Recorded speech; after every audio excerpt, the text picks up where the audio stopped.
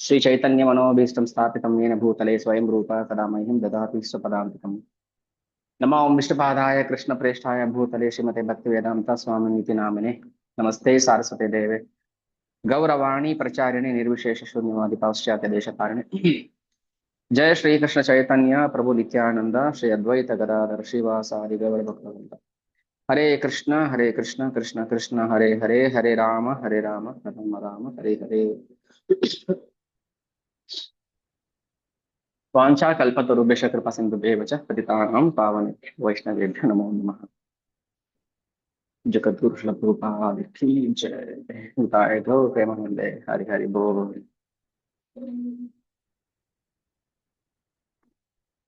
ಶ್ರೀ ಚೈತನ್ಯ ಚರಿತಾಮೃತ ಅಧ್ಯಾಯ 13 ಶ್ರೀ ಚೈತನ್ಯ ಮಹಾಪ್ರಭುಗಳ ಆಗಮನ. ನಾವು ಹಿಂದೆ ಅಧ್ಯಾಯ 10, 11, 12, 13ರಲ್ಲಿ ಚೈತನ್ಯ ಮಹಾಪ್ರಭುಗಳ ಭಕ್ತಿ ವೃಕ್ಷದ ಶಾಖಾ ಉಪಶಾಖೆಗಳನ್ನ ನಾವು ಚರ್ಚೆ ಮಾಡಿದ್ವಿ.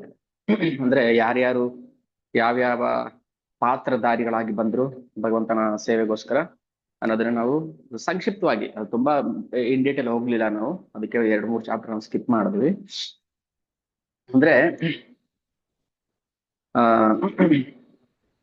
ಯಾರು ಒಬ್ಬ ಅವನು ಶ್ವಾನ ಸದೃಶ ಅಭಕ್ತ ಆಗಿದ್ರು ಪರವಾಗಿಲ್ಲ, ಅಂದ್ರೆ ಕಥಾಂಚಿತ್ ಆಶ್ರಯೇತ್ ಏಷಾಂ ಶ್ವಾಪಿ ತದ್ ಗಂಧ ಭಾಗ್ ಭವೇತ್.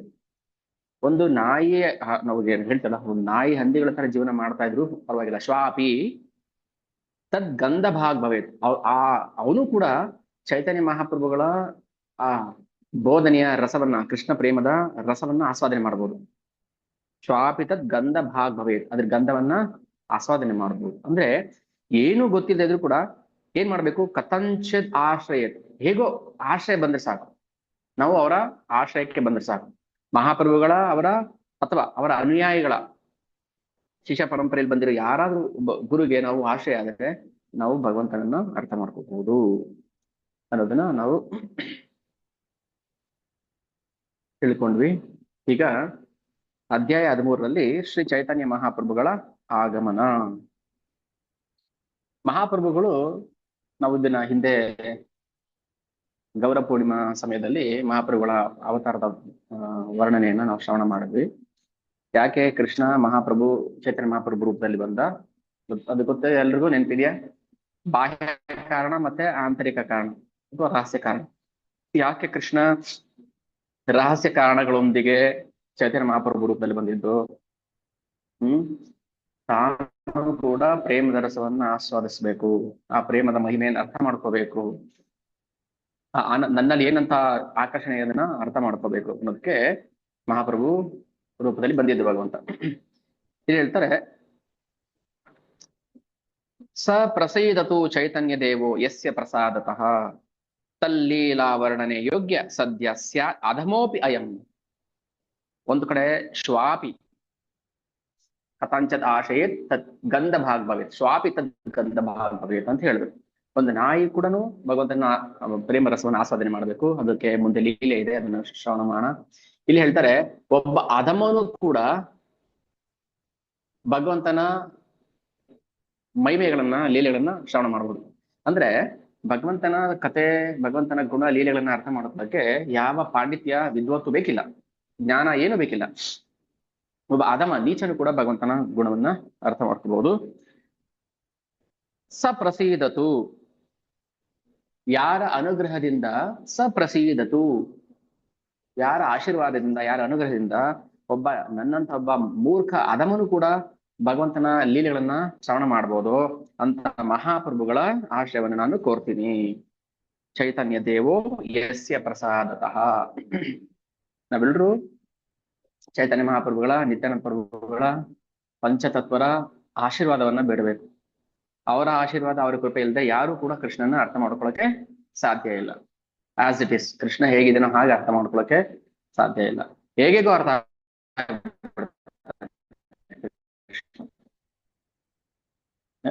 ಕೃಷ್ಣ ವೈಷ್ಣವರ ಮಹಾಪ್ರಭುಗಳ ಕೃಪೆ ಇಲ್ಲ ಅಂದ್ರೆ ಹೆಂಗೆಂಗೋ ಅರ್ಥ ಆಗ್ಬಿಡ್ತಾನೆ. ಇಷ್ಟ ಬಂದಂಗೆ ಅವ್ರಿಗೆ ಹೆಂಗೆ ಬಯಸ್ತಾರೋ ಹಂಗ ಅರ್ಥ ಆಗ್ತಾನೆ. ಯಥಾ ಮಾಂ ಪ್ರಪದ್ಯಂತೆ ತಾಂ ತಥೈವ ಭಜಾಮ್ಯಹಂ.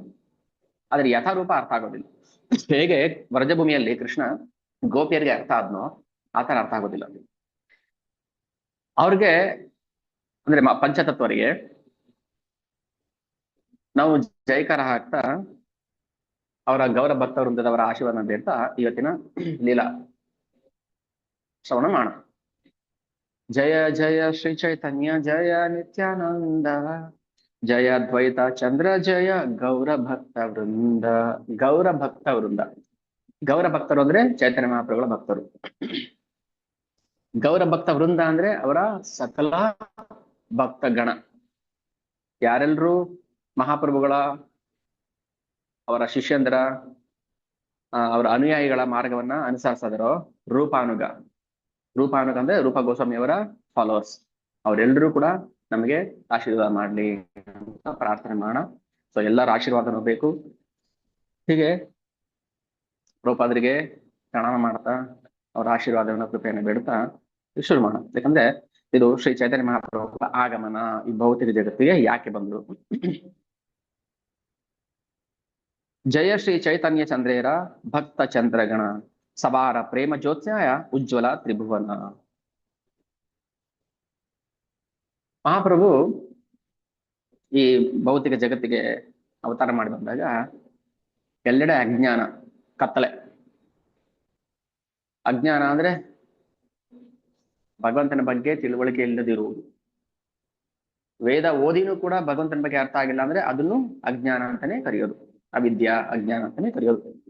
ಏನು ಓದದೇ ಇದ್ರು, ಏನು ತಿಳ್ಕೊಳ್ಳದೇ ಇದ್ರು ಭಗವಂತನನ್ನ ದೇವೋತ್ತಮ ಪರಮ ಪುರುಷ ಅಂತ ಸಂಪೂರ್ಣವಾಗಿ ಅರ್ಥ ಮಾಡ್ಕೊಂಡ್ರೆ ಅದನ್ನ ವಿದ್ಯೆ ಅಂತ ಕರಿತೀವಿ ನಾವು. ಆಗ ಅಜ್ಞಾನ ತಾಂಡವಾಡ್ತಾ ಇತ್ತು. ಅದ್ವೈತಾಚಾರ್ಯರು ಭಗವಂತನನ್ನ ಗಟ್ಟಿಯಾಗಿ ಕೂಗ್ತಾರೆ. ಕಲಿಯುಗದ ಅಂಧಕಾರವನ್ನ ಹೋಗಲಾಡಿಸೋದಕ್ಕೆ ಚಂದ್ರನೇ ಬರಬೇಕು. ಆ ಚಂದ್ರ ಹೇಗಿರ್ಬೇಕು? ಸಬಾರ ಪ್ರೇಮ ಜ್ಯೋತ್ಸ್ನಾಯ ಉಜ್ವಲ ತ್ರಿಭುವನ. ಜ್ಯೋತ್ಸ್ನ ಅಂದ್ರೆ ಬೆಳಕು. ಎಂತ ಬೆಳಕದು? ಪ್ರೇಮ ಜ್ಯೋತ್ಸ್ನಾಯ, ಭಗವತ್ ಪ್ರೇಮದ ಬೆಳಕು. ಬೆಳಕಂದ್ರೆ ಎಲ್ಲ ಬೆಳಕು ಒಂದೇ ಅಲ್ಲ, ಪ್ರೇಮದ ಬೆಳಕು ಇದೆಯಲ್ಲ. ಸಬಾರ ಪ್ರೇಮ ಜ್ಯೋತ್ಸ್ನಾಯ ಉಜ್ವಲ ತ್ರಿಭುವನ. ಉಜ್ವಲ ಅಂದ್ರೆ ಹೊಳೆಯುತ್ತೆ. ಆ ಪ್ರೇಮದ ಬೆಳಕು ಇಡೀ ಭೂಲೋಕ ಅಷ್ಟೇ ಅಲ್ಲ, ತ್ರಿಭುವನ. ಉಜ್ವಲ ತ್ರಿಭುವನ. ಉಜ್ವಲ ಅಂದ್ರೆ ಪಳ ಪಳ ಪಳ ಹೊಳೆಯುತ್ತೆ. ಹೇಗೆ ಆ ಅಂಧಕಾರದಲ್ಲೂ ಕೃಷ್ಣ ತನ್ನ ಚನ್ನಾವತಾರದಲ್ಲಿ ಅಂದ್ರೆ ರಹಸ್ಯ ಅವತಾರದಲ್ಲಿ ಈ ಭೌತಿಕ ಜಗತ್ತಿಗೆ ಬಂದು 3 ಲೋಕಗಳನ್ನ ಬೆಳಗ್ತಾನೆ. ಅಂತ ಚಂದ್ರನಿಗೆ ನಾವು ಪ್ರಣಾಮ ಮಾಡಬೇಕು. ಅದಕ್ಕೆ ಅವನಿಗೆ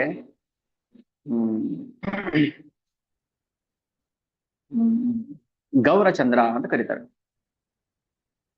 ಗೌರಚಂದ್ರ ಅಂದ್ರೆ ಚೈತನ್ಯ ಮಹಾಪ್ರಭು. ಕತ್ತಲೆಯನ್ನ ಹೋಗ್ಲಾಡ್ಸಕ್ಕೆ, ಎಲ್ಲರಿಗೂ ಪ್ರೇಮವನ್ನು ಕೊಡೋದಕ್ಕೆ ಬಂದಂತ ವಿಶೇಷ ರೂಪ. ಹೀಗೆ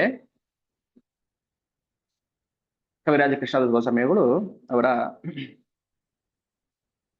ಮಹಾಪ್ರಭುಗಳ ಲೀಲೆಗಳ ಕ್ರೀಡೆ, ಭಗವಂತ ಬರೋದೇನಕ್ಕೋಸ್ಕರ?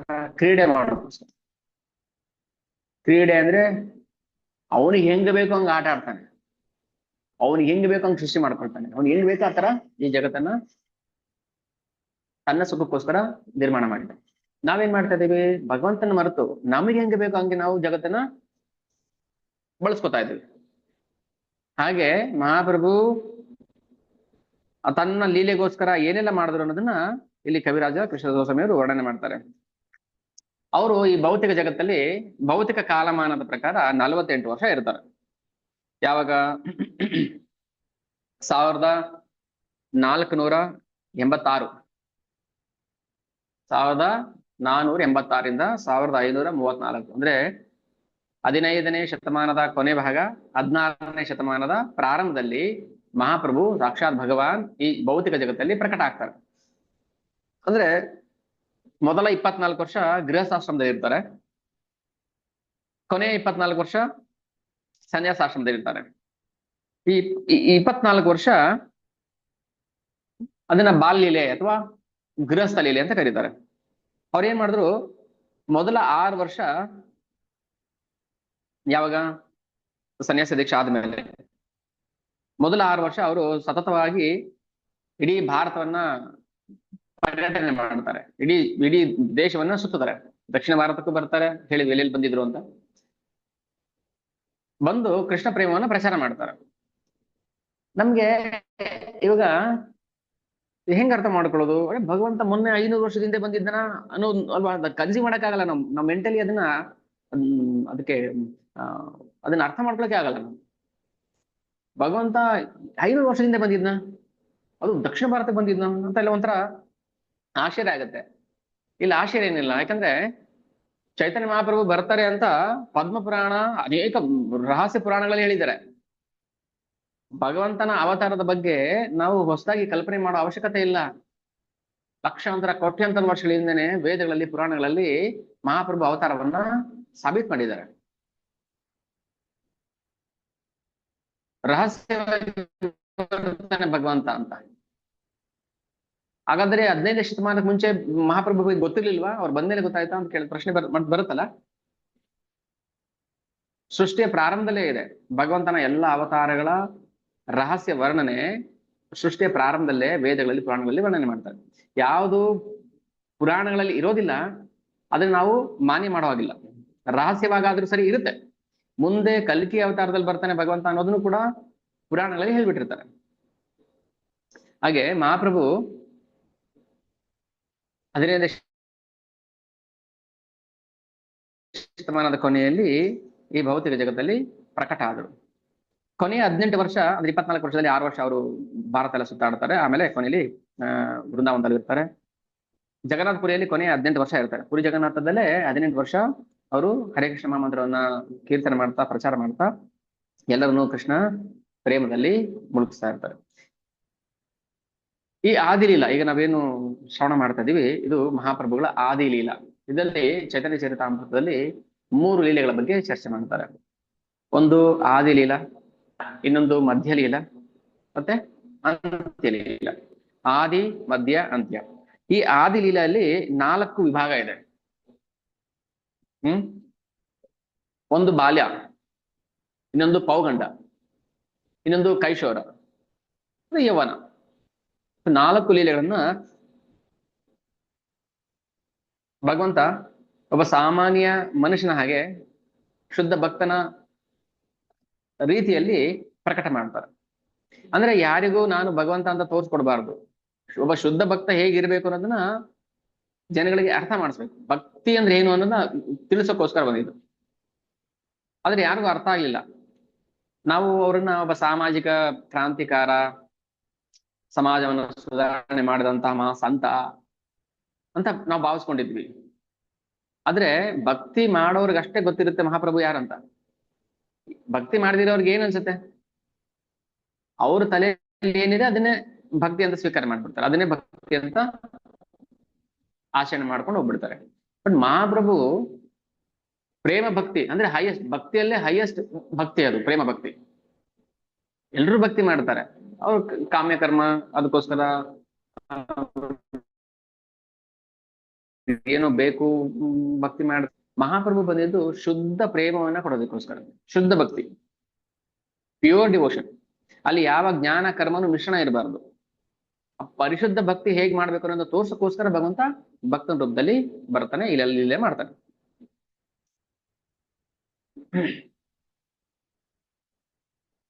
ಮಹಾಪ್ರಭು ಫಾಲ್ಗುಣ ಮಾಸದ ಕಳೆದ ಮಾರ್ಚ್ ತಿಂಗಳಲ್ಲಿ, ಅದು ಫಾಲ್ಗುಣ ಮಾಸ, ಫಾಲ್ಗುಣ ಮಾಸದ ಹುಣ್ಣಿಮೆ ದಿನ, ಅದಕ್ಕೆ ಗೌರ ಪೂರ್ಣಿಮಾ ಅಂತ ಕರೀತೀವಿ ನಾವು. ಮಹಾಪ್ರಭು ಅವತ್ತು ಈ ಭೂಮಿಯಲ್ಲಿ ಅವತಾರ ಮಾಡ್ತಾರೆ. ಫಾಲ್ಗುಣ ಪೂರ್ಣಿಮಾ ಸಂಧ್ಯಾ ಕಾಲದಲ್ಲಿ, ಅಂದ್ರೆ ಸಂಜೆ, ಫಾಲ್ಗುಣ ಪೂರ್ಣಿಮಾ ದಿನದ ಸಂಧ್ಯಾ ಕಾಲದಲ್ಲಿ ಅವರ ಅವತಾರ. ಆಗ ಜನಗಳಿಗೆ ತುಂಬಾ ಖುಷಿ. ಪ್ರೇಮನೆ ಗೋಲೋಕದಿಂದನೇ ಬಂತಲ್ಲ ಪ್ರೇಮ ಚೈತನ್ಯ ಮಹಾಪ್ರಭುದಲ್ಲಿ. ಹರಿ ಹರಿ ಬಲಿ ಲೋಕ ಹರ್ಷಿತಾಯ ಜನ್ಮಿಲ ಚೈತನ್ಯ ಪ್ರಭು ನಾಮ ಜನ್ಮಾಯ. ಎಲ್ರು ಓ ಮಹಾಪ್ರಭು ಅವತಾರ, ಗೊತ್ತಿಲ್ಲ ಭಗವಂತ ಅಂತ, ಆದ್ರೆ ಜನಗಳ ಹೃದಯದಲ್ಲಿ ತಂತಾನೆ ಹರಿ ಹರಿ ಹರಿ ಹರಿನಾಮ ಪ್ರಕಟ ಆಯ್ತು, ಉಕ್ಕಿ ಬಂತು. ಯಾರನ್ನ ಮಹಾಪ್ರಭು ಹೇಳಿದ್ರು, ಯಾರನ್ನ ವೈಷ್ಣವ ಅಂತ ಕರೀತಾರೆ? ಅಂದ್ರೆ ಯಾರನ್ನ ನೋಡಿದ್ರೆ ತಂತಾನೆ ಹರೇ ಕೃಷ್ಣ ಹೇಳ್ಬೇಕು ಅಂತ ಬರುತ್ತೆ, ಒಂದ್ಸಲ ಕೃಷ್ಣನ ಸ್ಮರಣೆ ಬರುತ್ತೆ, ಅವ್ರನ್ನ ವೈಷ್ಣವ ಅಂತ ಕರಿಬೇಕು ಅಂತ. ಅದನ್ನ ಮಹಾಪ್ರಭು ಸಾಬೀತು ಮಾಡಿ ತೋರಿಸಿದ್ರು, ಅದನ್ನ ಪ್ರಾಕ್ಟಿಕಲಿ ಮಾಡಿ ತೋರಿಸಿದ್ರು. ಮಹಾಪ್ರಭು ಅವತಾರ ಮಾಡಿದ ಕ್ಷಣವೇ ಅಲ್ಲಿದ್ದಂತ ಜನರಲ್ಲಿ ಏನ್ ಮಾಡ್ತಾರೆ, ಹರಿ ಹರಿ ಹರಿ ಹರಿನಾಮ ಬಾಯಲ್ಲಿ ಬಂತು. ಅಂದ್ರೆ ಯಾರನ್ನಾದ್ರೂ ನೋಡಿದ್ರೆ ನಮ್ಮ ಬಾಯಲ್ಲಿ ಏನ್ ಬರ್ಬೇಕು, ಕೃಷ್ಣನ ಸ್ಮರಣೆ ಬರ್ಬೇಕು. ಈ ತರ ಹ್ಮ್ ಆ ಪ್ರೇಮವನ್ನ ನಾನು ಕೊಡಬೇಕು ಅಂತ ಭಗವಂತ ಇಚ್ಛೆ ಪಟ್ಟು ಬರ್ತಾನೆ ಈ ಭೌತಿಕ ಜಗತ್ತು. ಮಹಾಪ್ರಭು ಎಂತ ಲೀಲೆ ಮಾಡ್ತಾರೆ ನೋಡಿ, ಬಾಲ್ಯದಲ್ಲಿ ಬೇಕು ಅಂತ ಅಳೋದು, ಮಕ್ಕಳು ಹಠ ಮಾಡ್ತಾರೆ, ಚಂಡಿ ಹಿಡಿತಾರೆ, ಅವಾಗ ಯಾರು ಏನ್ ಕೊಟ್ರು ಸಮಾಧಾನ ಆಗ್ತಿರ್ಲಿಲ್ಲ. ಬಾಲ್ಯ ಭಾವ ಛಲೆ ಪ್ರಭು ಕರೇನ ಕ್ರಂದನ. ಪ್ರಭು ಕ್ರಂದನ ಅಂದ್ರೆ ಅಳುತ್ತೆ. ಮಗು ಇದ್ದಾಗ ಭಗವಂತ ಚಂದ್ರಮಹಾಪ್ರಭು ಅಳ್ತಾ ಇದ್ರು. ಯಾಕೆ ಹೇಳ್ತಾ ಇದ್ರು? ಕೃಷ್ಣ ಹರಿ ನಾಮಶುನಿ ರಹಾಯೇ ರೋದನ. ನೀವೇನ್ ಕೊಟ್ರು ನಾನು ಅಳೋ ನಿಲ್ಸೋದಿಲ್ಲ. ನೀವು ಹರಿ ಹರಿ ಹೇಳ್ತಾರಲ್ಲಿ, ಕೃಷ್ಣ ಹರಿ ನಾಮಶುನಿ, ಕೃಷ್ಣ ರಾಮ ತರ ಭಗವಂತ ನಾಮ ಕೇಳಿದರೆ ಅವರು ಅಳೋದ್ ನಿಲ್ಸ್ಬಿಡ್ತಾ ಇದ್ರು. ರಹಯೇ ರೋದನ, ಅಳೋದನ್ನ ನಿಲ್ಲಿಸ್ಬಿಡ್ತಾ ಇದ್ರು. ಅಂದ್ರೆ ನಾವ್ ಏನ್ ಅರ್ಥ ಮಾಡ್ಕೋಬಹುದು ಇಲ್ಲಿ? ಪ್ರತಿಯೊಬ್ರು ಏನಾದ್ರೂ ಒಂದು ನೋವಲ್ಲಿ ಇರ್ತೀವಲ್ವಾ ನಾವು, ಏನಾದ್ರೂ ಒಂದು ಆಕ್ರಂದನ ನೋವು, ಈ ಭೌತಿಕ ಜಗತ್ತಿನಲ್ಲಿ ನೋವು. ಆ ನೋವಿಗೆ ಶಾಶ್ವತ ಪರಿಹಾರ ಯಾವುದು? ಎಲ್ರು ಅಳ್ತಿದ್ದಾರೆ ಈಗ, ಬಟ್ ಮೇಲ್ನೋಟಕ್ಕೆ ತೋರ್ಸ್ಕೋಬಹುದು ನಗ್ತಾ ಇದ್ದೀನಿ, ಖುಷಿಯಾಗಿದ್ದೀನಿ ಅಂತ. ಆದ್ರೆ ಭೌತಿಕ ಜಗತ್ತಿಗೆ ಬಂದ ಪ್ರತಿಯೊಂದು ಜೀವಿನೂ ಕೂಡ ಇಲ್ಲಿ ಬಂದಿದ್ದೇನಕ್ಕೋಸ್ಕರ? ಶಿಕ್ಷೆ ಅನುಭವಿಸೋಕೆ. ನಾವ್ ಈ ಭೌತಿಕ ಜಗತ್ತಿಗೆ ಬಂದಿರೋದು ಶಿಕ್ಷೆ ಅನುಭವಿಸೋದಕ್ಕೆ, ಮಾಡಿ ತಪ್ಪಿಗೆ.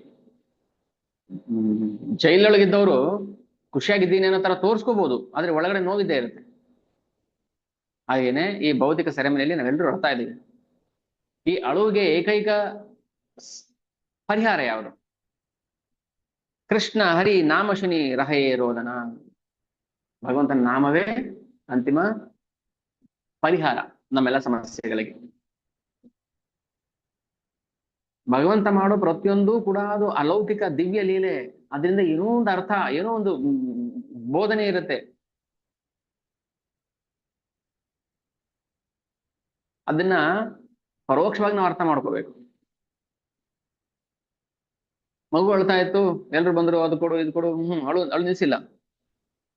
ಆತ ಏವ ಹರಿ ಹರಿ ಬೋಲೆ ನಾರಿಗಣ ದೇಕಿತೆ ಆಯ್ಸೆ ಏವ ಸರ್ವ ಬಂಧು ಜನ. ಯಾರೇ ಬಂದ್ರು ಮಗು ನೋಡೋದಕ್ಕೆ, ಜಗನ್ನಾಥ್ ಮಿಶ್ರ ಶಿಷ್ಯ ಮಾತಾಗ ಮಗು ಆಗಿದೆ ಅಂತೆ, ಬನ್ನಿ ಹೋಗಿ ನೋಡ್ಕೊಂಬರೋಣ. ಬಂದವ್ರೆಲ್ರು ಏನ್ ಮಾಡ್ತಾ ಇದ್ರು? ಹರಿ ಹರಿ ಬೋಲೆ, ಹರಿ ಹರಿ ಹರಿ. ಭಗವಂತ ನಾಮ ಹಂಗೆ ಬಂದ್ಬಿಡ್ತಾ ಇತ್ತು, ಹರಿ ಹರಿ. ಈಗ ನಾವು ಯಾರು ನೋಡಿದ್ರು ಹರೇ ಕೃಷ್ಣ ಹರೇ ಕೃಷ್ಣ ಹೇಳ್ತಾ ಏನಾಗುತ್ತೆ, ಕೃಷ್ಣ ಸ್ಮರಣೆ ಆಗ್ತಾರೆ. ಕೃಷ್ಣನ ಸ್ಮರಣೆ ಬರೋ ತರ ಯಾರು ಮಾಡ್ತಾರೋ ವೈಷ್ಣವರು ಅಂತ. ಸೊ ವೈಷ್ಣವರ ಮೊದಲನೇ ಗುಣ ಏನು? ಅವ್ರು ನೋಡಿದ ತಕ್ಷಣ ಕೃಷ್ಣ ಸ್ಮರಣೆ ಬರುತ್ತೆ. ಮಗು ನೋಡಕ್ ಬಂದವರೆಲ್ಲ ಏನ್ ಮಾಡ್ತಾ ಇದ್ರು? ದೇಖಿತೆ ಆಯ್ಸೆ ಏವ ಸರ್ವ ಬಂಧು ಜನ. ಬಂದ್ರು, ನೋಡಿದ್ರು, ಆ ಹರಿ ಹರಿ ಗೌರಹರಿ ಗೌರಹರಿ ಬಲಿ ತಾರೆ ಹಾಸ್ಯ ಸರ್ವನಾರಿ. ನಗ್ತಾ ಇದ್ರು, ಗೌರಹರಿ ಗೌರಹರಿ ಆತ ಏವ ಹೇಳ ತಾನ ನಾಮ ಗೌರಹರಿ. ಸೊ ಅದಕ್ಕೆ ಅವ್ರಿಗೆ ಗೌರಹರಿ ಅಂತ ಇಟ್ಬಿಟ್ರೆ ಹೆಸರು. ಭಗವಂತ ನಾಮಕರಣ ಮಾಡೋದು ಯಾರು? ಸಾಮಾನ್ಯವಾಗಿ ನಮಗೆ ನಾಮಕರಣ ಯಾರು ಮಾಡ್ತಾರೆ? ತಂದೆ ಮಾಡ್ತಾರೆ. ತಂದೆ ತಾಯಿ, ತಂದೆ ಮಗು ಕಿವಿಯಲ್ಲಿ ಹೆಸರು ಹೇಳ್ತಾರೆ. ತಂದೆ ಆದವರು ಉಪನಯನ ಮಾಡ್ಬೇಕಾದ್ರೆ ಮಗನಿಗೆ ಗಾಯತ್ರಿ ಮಂತ್ರವನ್ನ ಬೋಧನೆ ಮಾಡ್ತಾರೆ. ತಂದೆನೇ ಬೋಧನೆ ಮಾಡ್ಬೇಕು ಗಾಯತ್ರಿ. ದೀಕ್ಷೆ ಆದಾಗ, ಸೆಕೆಂಡ್ ಇನಿಷಿಯೇಷನ್ ಆದಾಗ ನಮಗೆ ಗಾಯತ್ರಿ ಮಂತ್ರ ಕೊಡ್ತಾರೆ ಗುರು ಮಹಾರಾಜರು. ಆಗ ನಮ್ಮ ತಂದೆ ಯಾರು? ಗುರುನೇ ನಮಗೆ ತಂದೆ. ಜನ್ಮ ಕೊಟ್ಟವರಲ್ಲ. ಜನ್ಮ ಕೊಟ್ಟವರು ಈ ಭೌತಿಕ ದೇಹಕ್ಕೆ ಜನ್ಮ ಕೊಟ್ಟಿದ್ದು. ಯಾರು ಗಾಯತ್ರಿ ದೀಕ್ಷೆ ಕೊಡ್ತಾರಲ್ಲ ಅವ್ರನ್ನ ನಾವು ತಂದೆಯಾದ ಸ್ವೀಕಾರ ಮಾಡಬೇಕು. ಅದಕ್ಕೆ ದೀಕ್ಷಾ ಗುರುಗಳು ನಮ್ಗೆ ತಂದೆ, ಸ್ಪಿರಿಚುವಲ್ ಫಾದರ್, ಬಯೋಲಾಜಿಕಲ್ ಫಾದರ್ ಅಲ್ಲ. ಭೌತಿಕ ತಂದೆ ನಮ್ಗೆ ಪ್ರತಿ ಜನ್ಮದಲ್ಲೂ ಬರ್ತಾರೆ. ಈ ಜನ್ಮದಲ್ಲಿ ನನ್ನ ತಂದೆ ಇದ್ರು, ಹಿಂದಿನ ಜನ್ಮದ ತಂದೆ ಇದ್ರು, ಮುಂದೆ ನಾನು ಕತ್ತೆಯಾದ ಬಂದಾಗಲೂ ತಂದೆ ಇರ್ತಾರೆ, ಪ್ರಾಣಿ ಪಕ್ಷಿಯಾಗಿ ಬಂದಾಗಲೂ ತಂದೆ ಇರ್ತಾರೆ, ಹೌದಾ? ಆದ್ರೆ ಯಾರು ಗಾಯತ್ರಿ ದೀಕ್ಷೆ ಕೊಡ್ತಾರೆ, ಶಿಷ್ಯನಿಗೆ ಹರಿನಾಮ ದೀಕ್ಷೆ ಕೊಡ್ತಾರೆ, ಅವರನ್ನ ನಾವು ತಂದೆ ಅಂತ ಸ್ವೀಕಾರ ಮಾಡ್ಬೇಕು. ಅಪ್ಪ. ಈಗ ಭಗವಂತನಿಗೆ ಯಾರು ನಾಮಕರಣ ಮಾಡ್ಬೇಕು? ಅವ್ರಪ್ಪ ಮಾಡ್ಬೇಕು. ಯಾರು ಭಗವಂತನಿಗೆ ಅಪ್ಪ? ಅವನ್ ಭಕ್ತರೇ. ಗೌರಹರಿ ಅಂತ ನಾಮಕರಣ ಮಾಡಿದ ಯಾರು? ಭಗವಂತನ ಭಕ್ತರು. ಈಗ ಭಗವಂತನ ಭಕ್ತರು ಭಗವಂತನಿಗೆ ಏನಾಗ್ಬೇಕು? ತಂದೆ ಆಗ್ಬೇಕು ಅಲ್ಲ. ಯಾರಿಗೆ ತಂದೆನೇ ಇಲ್ಲೋ ಅಜೋಪಿ ಸಂದೇಮಿ ಆತ್ಮ ಭೂತನಾಮೀಶೋಪಿ ಸನ್ ಪ್ರಕೃತಿಂ ಸ್ವಾಮಧಿಷ್ಠಾಯ ಸಂಭವಾಮಿ ಆತ್ಮ ಮಾಯ ಅಜೋಪಿ ಸನ್ನವ್ಯೇ ಆತ್ಮ. ನನ್ಗೆ ಹುಟ್ಟು ಇಲ್ಲ.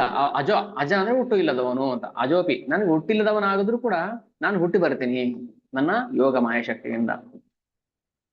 ಭಗವಂತ ಪ್ರಕಟ ಆದಾಗ ಎಲ್ರು ಅಲ್ಲಿರುವಂತಹ ನಾರಿಗಣ ಭಕ್ತಗಣ ಏನ್ ಮಾಡ್ತಾರೆ? ಬಂದು ಜನ ಹರಿ ಬೋಲ್ ಗೌರಹರಿ ಗೌರಹರಿ ಗೌರಹರಿ.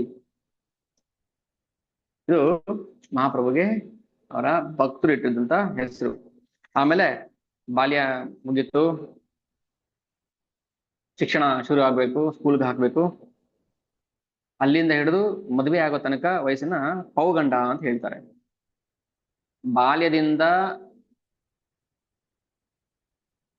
ಮದುವೆ ಆಗೋ ತನಕ ವಯಸ್ಸನ್ನ ಪೌಗಂಡ ವಯಸ್ಸು ಅಂತ ಹೇಳ್ತಾರೆ. ಆಮೇಲೆ ಅದನ್ನ ಕೈಶೋರ ಅಂತ ಹೇಳ್ತಾರೆ. ಆಮೇಲೆ ಯೌವನ. ಮದುವೆ ಆದ್ಮೇಲೆ ಇದು ಸಂಕ್ಷಿಪ್ತವಾಗಿ ಹೇಳ್ತಾರೆ, ಆಮೇಲೆ ಅದನ್ನ ವಿಸ್ತಾರವಾಗಿ ಚರ್ಚೆ ಮಾಡ್ತಾರೆ. ಮೊದಲು ಸಂಕ್ಷಿಪ್ತವಾಗಿ ಹೇಳ್ಬಿಡ್ತಾರೆ. ಪೌಗಂಡ ವಯಸ್ಸಿಗೆ ಬಂದ ತಕ್ಷಣ ಮಹಾಪ್ರಭು ತುಂಬಾ ಬುದ್ಧಿವಂತ ವಿದ್ಯಾರ್ಥಿ. ವ್ಯಾಕರಣ, ಛಂದಸ್ಸು, ಷಡಂಗಗಳು, ವೇದಾಂಗಗಳು, ಸಕಲ ದರ್ಶನಗಳು ಎಲ್ಲವನ್ನೂ ಕಲ್ತುಬಿಟ್ಟಿದ್ರು ಸಣ್ಣ ವಯಸ್ಸಲ್ಲೇ. ಎಷ್ಟರ ಮಟ್ಟಿಗೆ ಕಲ್ತಿದ್ರು ಅಂದ್ರೆ ಯಾವ ಪಂಡಿತರು ಕೂಡ ಅವ್ರ ಮುಂದೆ ವಾದ ಮಾಡಂಗ್ ಇರ್ತಿರ್ಲಿಲ್ಲ. ಅಷ್ಟು ವಿದ್ಯೆನ ಸ್ಪಷ್ಟವಾಗಿ ಕಲ್ತಿದ್ರು. ಪೌಗಂಡ ವಯಸ್ಸೇ ಪಡೇನ ಪಡಾನ ಶಿಷ್ಯಗಣೆ ಸರ್ವತ್ರ ಕರೇನ ಕೃಷ್ಣ ನಾಮೇರ ವಾಕ್ಯಾನೇ. ಅವರು ಸಂಸ್ಕೃತ ಪಾಠ ಮಾಡ್ತಾ ಇದ್ರು ವಿದ್ಯಾರ್ಥಿಗಳಿಗೆ. ಸಂಸ್ಕೃತ, ವೇದಾಂತ, ವೇದಗಳನ್ನ ಪಾಠ ಮಾಡ್ತಾ ಇದ್ರು. ಯಾವ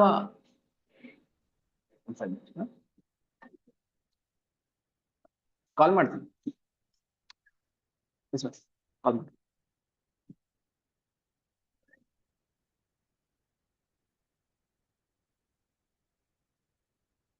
ಸೂತ್ರ ವೃತ್ತಿ ಪಾಯ್ ಟೀಕಾ ಕೃಷ್ಣೇತ ತಾತ್ಪರ್ಯ ಶಿಷ್ಯರ ಪ್ರಜಿತ ಹಾಯ್ ಪ್ರಭಾವಾಚಾರ್ಯ. ವ್ಯಾಕರಣ ಪಾಠ ಮಾಡ್ತಾ ಇದ್ರು. ಪ್ರತಿಯೊಂದು ಟಿಪ್ಪಣಿಯನ್ನ, ಶಾಸ್ತ್ರವನ್ನ ಭಗವಂತನ ವೈಭವಕ್ಕೆ ಹೋಲಿಸಿ ಹೇಳ್ತಾ ಇದ್ರು. ಈಗ ಆ ಅಂದ್ರೆ ಕೃಷ್ಣ, ಆ ಅಂದ್ರು ಕೃಷ್ಣ. ಹೇಗೆ ಅದನ್ನ ಅರ್ಥ ಬರೋ ತರ ಮಾಡ್ತಾ ಇದ್ರು.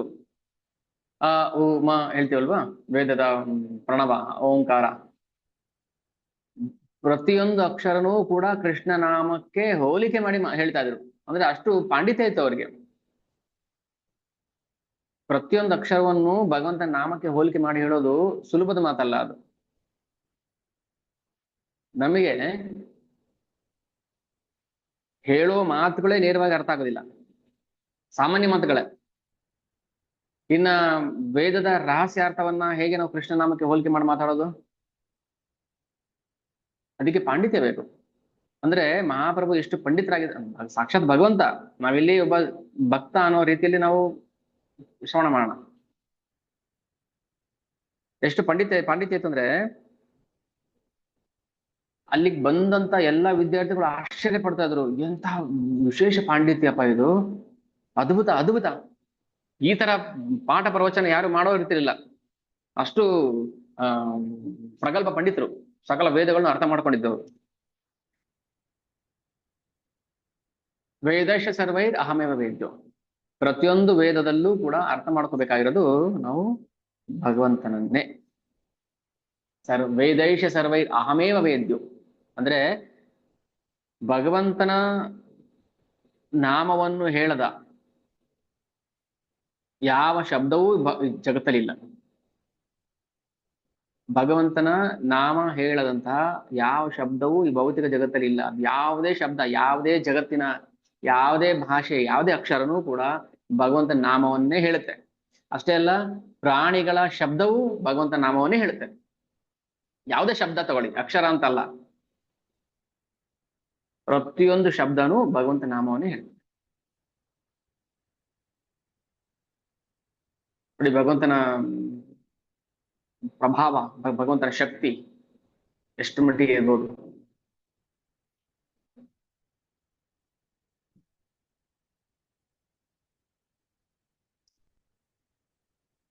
ಆಗ ಮಹಾಪ್ರಭು ಯಾರನ್ನೇ ಭೇಟಿ ಮಾಡಿದ್ರು ಅವ್ರು ಫಸ್ಟ್ ಹರೇ ಕೃಷ್ಣ ಅಂತ ಹೇಳಕ್ ಹೇಳ್ತಾರೆ.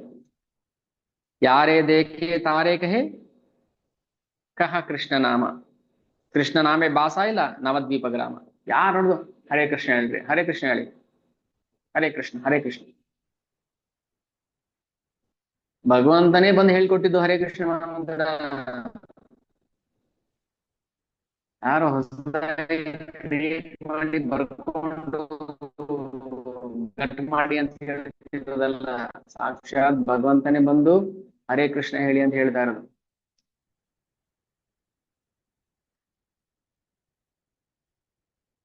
ಅದಕ್ಕೆ ಹರೇ ಕೃಷ್ಣ ಮಂತ್ರ ಹೇಳಿ ಅಂತ ಹೇಳೋದು. ಅವರೇ ಭಗವಂತ ಅಂತ ಹೆಂಗ್ ನಂಬೋದು ನಾವು, ಇದೊಂದು ಪ್ರಶ್ನೆ ಬರುತ್ತೆ. ಅದಕ್ಕೆ ಹೇಳಿದ್ದೇನೆ ಮೊದ್ಲೇ, ಮಹಾಪ್ರಭು ರಹಸ್ಯ ಅವತಾರದಲ್ಲಿ ಅವತಾರ ಮಾಡ್ತಾರೆ ಅಂತ ವೇದಗಳ ಪ್ರಾಮಾಣ್ಯ ಇದೆ, ಪ್ರೂಫ್.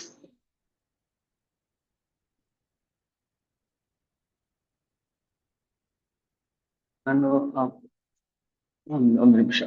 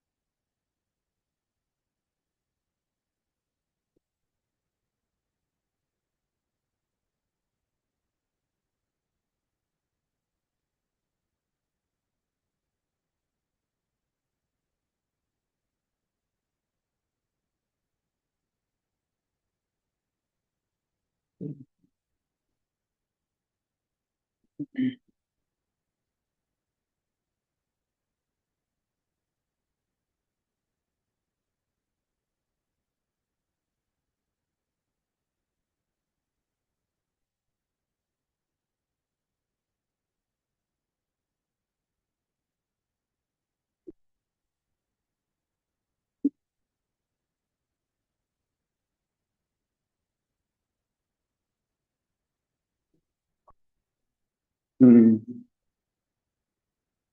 ಓಕೆ. ಈಗ ಯಾರನ್ನೇ ಭೇಟಿ ಮಾಡಿದ್ರು ಹರೇ ಕೃಷ್ಣ ಮಂತ್ರ ಹೇಳೋದಕ್ಕೆ ಅವರು ಪ್ರಚೋದನೆ ಮಾಡ್ತಾ ಇದ್ರು, ಕಲಿಸ್ತಾ ಇದ್ರು.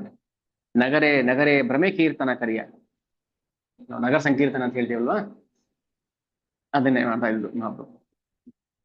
ನಾವ್ ಯಾರೆಲ್ಲ ನಗರ ಸಂಕೀರ್ತನೆ ಮಾಡ್ತಾರೆ, ಮಹಾಪ್ರಭು ಹೇಳ್ದಂಗೆ ಯಾರು ಮಾಡ್ತಿದಾರೆ ಅವ್ರು ಈ ಜನ್ಮದಲ್ಲೇ ಭಗವದ್ಧಾಮಕ್ಕೆ ಹೋಗ್ಬಿಡ್ತಾರೆ. ಆದ್ರೆ ಅದು ತೋರಿಕೆಗಾಗಿರ್ಬಾರ್ದು, ಪಾರ್ಟ್ ಟೈಮ್ ಬಿಸ್ನೆಸ್ ಆಗ್ಬಾರ್ದು.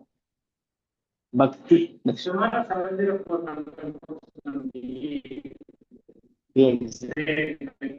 listen, listen. Oh. ಹ್ಮ್ ಭಕ್ತಿ ಅನ್ನೋದು ಪಾರ್ಟ್ ಟೈಮ್ ಆಗ್ಬಾರ್ದು, ಅದು ಫುಲ್ ಟೈಮ್. ಗೃಹಸ್ಥನಾಗಿದ್ದುಕೊಂಡು ಮಹಾಪ್ರಭು ಹೇಗೆ ಭಕ್ತಿ ಮಾಡ್ತಾ ಇದ್ರು ತೋರ್ಸ್ಕೊಟ್ರಲ್ಲ, ಗೃಹಸ್ಥ ಜೀವನದಲ್ಲೂ ಕೂಡ ಭಕ್ತಿ ಮಾಡಬಹುದು. ಭಕ್ತಿಗೆ ಯಾವ ಆಶ್ರಮ ಯಾವುದು ಲೆಕ್ಕಕ್ಕೆ ಬರೋದಿಲ್ಲ. ಅಯ್ಯೋ ಸಂಸಾರ ಇದೆಯಪ್ಪ, ಹೆಂಗ್ ಭಕ್ತಿ ಮಾಡಕ್ಕಾಗತ್ತೆ ಅಂತ ಹೇಳ್ತಾರೆ ತುಂಬಾ ಜನ. ಮಹಾಪ್ರಭು ಅದನ್ನು ಲೀಲೆ ಮಾಡಿ ತೋರಿಸಿದ್ದಾರೆ. ಅವರು ಸಂಸಾರ ನಿರ್ವಹಣೆ ಮಾಡಕ್ಕೆ ಪಾಠ ಮಾಡ್ತಾ ಇದ್ರು, ಟ್ಯೂಷನ್, ಸಂಸ್ಕೃತ ಪಾಠ ಮಾಡ್ತಾ, ಬೇರೆ ಪಾಠ ಮಾಡ್ತಾ ಇದ್ರು. ಬೇರೆ ಜಾಗಕ್ಕೆ ಬಂದ್ರು ಪಾಠ ಮಾಡೋದಕ್ಕೆ, ಅಲ್ಲಿಂದ ಸ್ವಲ್ಪ ದುಡ್ಡು ಸಂಪಾದನೆ ಮಾಡೋದು. ಇದೆಲ್ಲ ಏನಕ್ಕೆ, ಭಗವಂತ ತೋರ್ಸೋದಕ್ಕೆ. ಅವ್ರಿಗೆ ಅವಶ್ಯಕತೆ ಇಲ್ಲ. ಮೊದಲು ನಾವು ಇದನ್ನ ಅರ್ಥ ಮಾಡ್ಕೋಬೇಕು, ಭಗವಂತ ಯಾಕೆ ಲೀಲೆ ಮಾಡೋದಕ್ಕೆ. ಭಗವಂತ ಕೃಷ್ಣನು ಕೂಡ ದ್ವಾಪರದಲ್ಲಿ 16,000 ಜನ ಪತ್ನಿಯರಿದ್ರಲ್ಲ, ಪ್ರತಿಯೊಬ್ಬರು ಮನೆಯಲ್ಲೂ ಒಬ್ಬ ಗೃಹಸ್ಥ ಯಜಮಾನರು ಹೇಗ್ ಕೆಲಸ ಮಾಡ್ಬೇಕು ಹಾಗೆ ಮಾಡ್ತಾ ಇದ್ರು. ಗಂಡ ಹೇಗ್ ಕೆಲಸ ಮಾಡ್ಬೇಕು, ಏನ್ ಮಾಡ್ಬೇಕು, ಅವ್ನ ಕರ್ತವ್ಯ ಏನೋದ್ ಮಾಡ್ತಾ ಇದ್ರು. ಹ್ಮ್ ಒಂದ್ ಮನೇಲಿ ಸಂಧ್ಯಾ ವಂದನೆ ಮಾಡ್ತಿರ್ತಾನೆ, ಒಂದ್ ಮನೇಲಿ ಮಕ್ಳಿಗೆ ಪಾಠ ಹೇಳ್ಕೊಡ್ತಿರ್ತಾನೆ, ಇನ್ನೊಂದ್ ಕಡೆ ರಾಜ್ಯಸಭೆಯಲ್ಲಿ ಮೀಟಿಂಗ್ ಮಾಡ್ತಿರ್ತಾನೆ, ಇನ್ನೊಂದ್ ಕಡೆ ಜನರಲ್ ಭೇಟಿ ಮಾಡ್ತಿರ್ತಾನೆ, ಕುಂದು ಕೊರತೆಗಳು ಕೇಳ್ತಿರ್ತಾನೆ. ರಾಜ ಅಲ್ವಾ ದ್ವಾರಕೆಯಲ್ಲಿ. ಆಮೇಲೆ ಮಗಳು ಮದುವೆ ಮಾಡಿ ಕಳಿಸ್ತಿರ್ತಾನೆ. ಗಂಡು ಮಕ್ಳು ಮನೆ ಕರ್ಕೊಂಡ್ ಬರ್ತಿರ್ತಾನೆ. ಇದೆಲ್ಲ ಗೃಹಸ್ಥನಾಗಿ ಏನ್ ಮಾಡ್ಬೇಕು ಭಗವಂತ? ಕೃಷ್ಣ ಏನೇ ಮಾಡಿದ್ರು ಅದು ನಮ್ಗಳಿಗೆ ಪಾಠ ತೋರ್ಸೋದಕ್ಕೋಸ್ಕರ, ಪಾಠ ಕಲ್ಸಕ್ಕೆ. ಅದೇ ತರನೇ ಮಹಾಪ್ರಭು ಗೃಹಸ್ಥ ಆಗಿದ್ದಾಗ ಜೀವನ ನಿರ್ವಹಣೆ ಮಾಡಕ್ಕೆ ಅವರು ಸಂಸ್ಕೃತ ಪಾಠ ಮಾಡ್ತಾ ಇದ್ರು, ಜೊತೆಗೆ ನಗರ ಸಂಕೀರ್ತನೆ ಮಾಡ್ತಾ ಇದ್ರು. ಪಾರ್ಟ್ ಟೈಮ್ ಅಲ್ಲ ಅದು. ಮಾಡೋದು ನಾವ್ ಏನ್ ಜೀವನ ಮಾಡ್ತೀವಿ, ಸಂಸಾರ ಗೃಹಸ್ಥ ಜೀವನ ನಡೆಸ್ತಾ ಇದೀವೋ ಅದು ಅದರ ಏಕೈಕ ಉದ್ದೇಶ ನಾವು ಮರಳಿ ಭಗವದ್ಧಾಮಕ್ಕೆ ಹೋಗೋದಾಗಿರ್ಬೇಕು. ಭಗವದ್ಧಾಮಕ್ಕೆ ಹೋಗೋದಕ್ಕೆ ಏನ್ ಮಾಡ್ಬೇಕು ಅದನ್ನ ಮಾಡ್ಬೇಕು, ಅದಕ್ಕೆ ಸಂಬಂಧಪಟ್ಟಂಗ್ ಮಾಡ್ಬೇಕು. ನಗರೇ ನಗರೇ ಭ್ರಮೆ ಕೀರ್ತನ ಕರಿಯ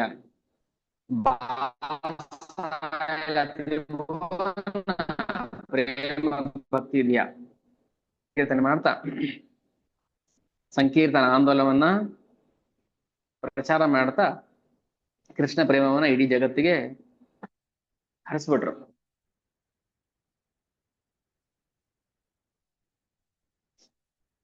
ಮೂರು ಲೋಕಗಳು, ತ್ರಿಭುವನ, ಬರೀ ಭೂಮಿ ಅಲ್ಲ, ಸ್ವರ್ಗ ಲೋಕದಲ್ಲೂ ಇಂದ್ರ ಹರೇ ಕೃಷ್ಣ ಮಂತ್ರ ಹೇಳ್ಬೇಕು. ಬರೀ ಇಲ್ಲ ಅಷ್ಟೇ ಅಲ್ಲ, ಬರೀ ಬೆಂಗಳೂರು ಕರ್ನಾಟಕದಲ್ಲಿ ಇಂಡಿಯಾದಲ್ಲಿ ಮಾತ್ರ ಅಲ್ಲ, ಇಂದ್ರನೂ ಕೂಡ ಹರೇ ಕೃಷ್ಣ ಮಂತ್ರನೇ ಹೇಳ್ಬೇಕು.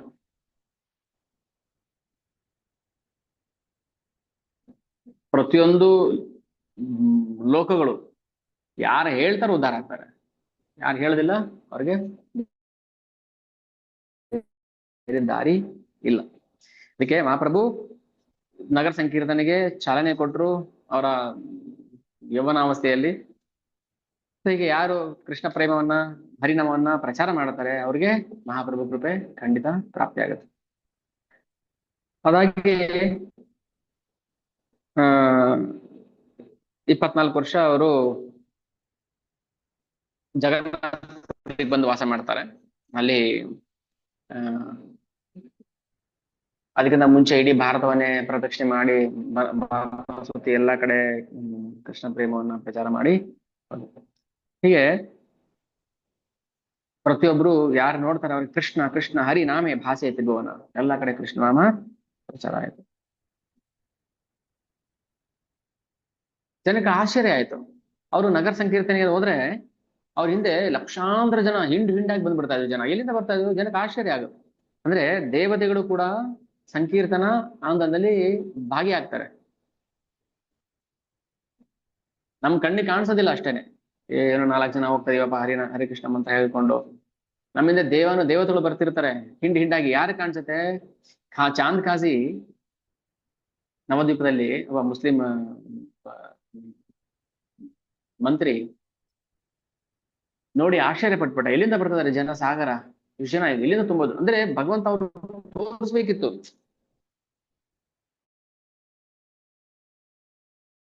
ಅಂಕಾಜಿ ಕಂಸನ ಅಂಶ ಅಂತ ಹೇಳುತ್ತೆ ಮಾತ್ರ ಕಾಣಿಸುತ್ತೆ, ಎಲ್ರಿಗೂ ಕಾಣಿಸೋದಿಲ್ಲ, ಎಲ್ರಿಗೂ ಗೊತ್ತು ಮಾಡೋ ಅವಶ್ಯಕತೆ ಇಲ್ಲ.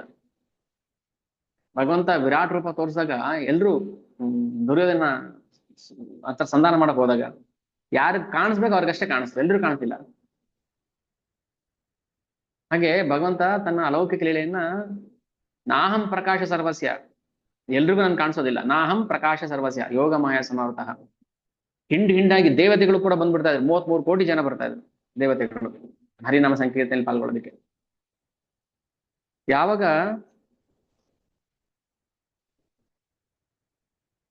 ಜಗತ್ತು ಹರಿನಾಮದಲ್ಲಿ ಮುಳುಗುತ್ತೋ ಆವಾಗಷ್ಟೇ ಕಲಿಯುಗದ ಪ್ರಭಾವದಿಂದ ಅವನು ಬಿಡಿಸ್ಕೊಂಬರಕ್ ಸಾಧ್ಯ. ಹೀಗೆ ಏತ ಮತ ಭಕ್ತತತಿ ಯಾರ ಏಯಿ ದೇಶ ಸ್ಥಿತಿ ತಾನ್ಹ ಪಾಯ ಮನೋಬಲೆ ನಾಚೆ ಕರೆ ಸಂಕೀರ್ತನ ಆನಂದೆ ವಿಹ್ವಲ ಮನ ದಾನ ಕರೆ ಗ್ರಹಣೀರ ಚಲೆ. ಹೀಗೆ ಎಲ್ಲಾ ಭಕ್ತರು ಎಲ್ಲೆಲ್ಲಿದ್ರು ಅವರು ಹರೇ ಕೃಷ್ಣ ಮಂತ್ರ ಹೇಳ್ತಾ ಪ್ರತಿಯೊಂದು ಊರು, ನಗರ, ಗ್ರಾಮ, ದೇಶದಲ್ಲಿ ವ್ಯಾಪಕವಾಗಿ ಹರಡ್ಬಿಡ್ತು.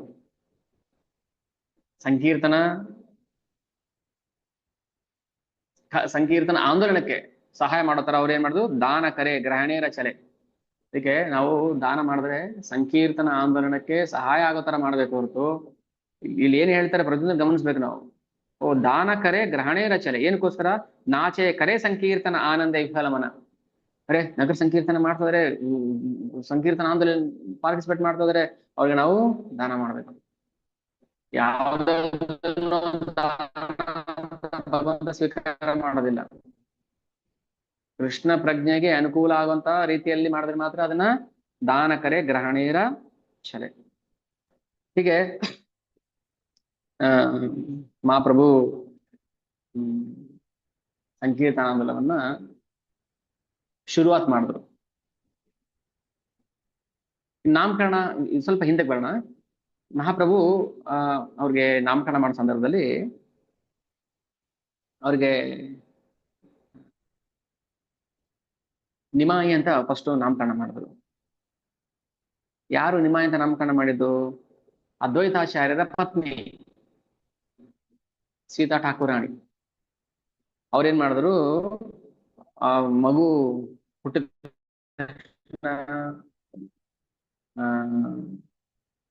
ಸಾಕ್ಷಾತ್ ಲಕ್ಷ್ಮಿ ಆ ಪಾತ್ರದಲ್ಲಿ ಸೀತಾಗಿ ಬಂದಿರ್ತಾರೆ. ಅಂದ್ರೆ ಅದ್ವೈತಾಚಾರ್ಯರ ಪತ್ನಿಯಾಗಿ ಬಂದಿರ್ತಾರೆ. ಮಗು ನೋಡಿದ ತಕ್ಷಣ ಆ ಅವ್ರಿಗೆ ಆಶೀರ್ವಾದ ಮಾಡ್ತಾರೆ. ಮಗುಗೆ ಏನ್ ಆಶೀರ್ವಾದ ಮಾಡ್ತಾರೆ? ನೀನು ಚಿರಂಜೀವಿ ಆಗಿರು. ಈಗ ನಾವು ಆಶೀರ್ವಾದ ಮಾಡ್ತೀವಲ್ಲ ಮಕ್ಕಳುಗಳಿಗೆ, ನೀವು ಒಳ್ಳೇದಾಗ್ಲಿ. ಅವ್ರಿಗೆ ಗೊತ್ತು ಭಗವಂತ ಅಂತ. ಆದ್ರೂ ನಾಟಕಕ್ಕೋಸ್ಕರ, ಅಂದ್ರೆ ಭಗವಂತ ಲೀಲಾ ನಾಟಕಕ್ಕೆ ಅವರು ಸಹಾಯ ಮಾಡ್ಬೇಕಲ್ಲ, ಅವ್ರಿಗೆ ನಿಮಾಯಿ ಅಂತ ಹೆಸರು ನಾಮಕರಣ ಮಾಡಿದ್ರು. ಸೀತಾ ಅವ್ರಿಗೆ ನಾಮಕರಣ ಮಾಡಿದ್ರು ಅದ್ವೈತಾಚಾರ್ಯ ಪತ್ನಿ. ಅಲ್ಲಿಂದ ಅವ್ರಿಗೆ ನಿಮಾಯಿ ಅಂತ ಹೆಸರು ಪ್ರಾಪ್ತಿ ಆಯ್ತು. ಆಮೇಲೆ ಬಂದವರೆಲ್ಲರೂ ಗೌರಹರಿ ಗೌರಹರಿ ಅಂದ್ರು. ಗೌರಹರಿ ಅನ್ನೋದು ನಾಮಕರಣ ಆಯ್ತು. ಅಂದ್ರೆ ಯಾರು ಭಗವಂತನ ನಾಮಕರಣ ಮಾಡ್ತಾರೆಲ್ಲರೂ ತಂದೆಗಳಾಗ್ಬಿಡ್ತಾರೆ. ಅವ್ರಿಗೆ ತಂದೆ ಸಮಾನರು. ಆಮೇಲೆ ಆ ಮುಂದೆ ಮಹಾಪ್ರಭು ಲೀಲೆಗಳು ಬರುತ್ತೆ. ಅವರು ಜಗನ್ನಾಥಪುರಿಯಲ್ಲಿದ್ದಾಗ ಮತ್ತೆ ಪ್ರವಾಸದಲ್ಲಿದ್ದಾಗ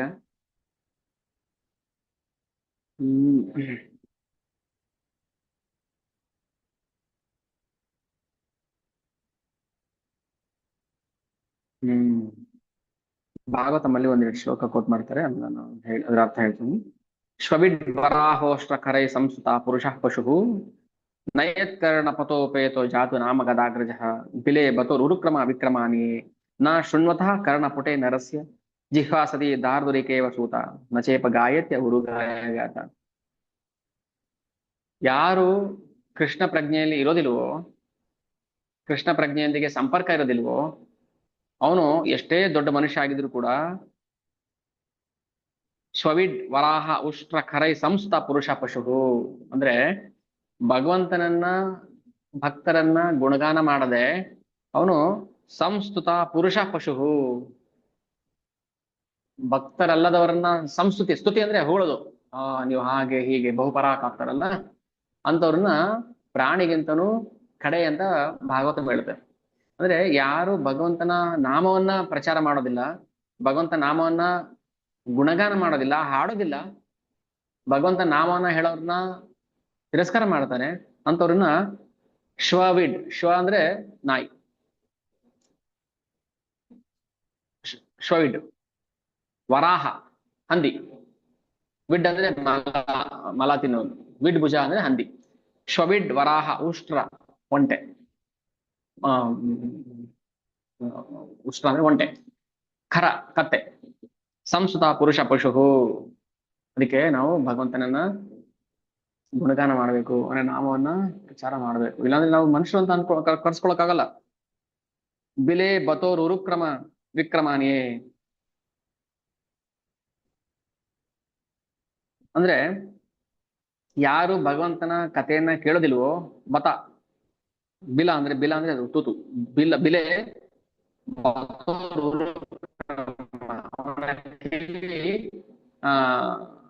ಆ ಹಾವಿನ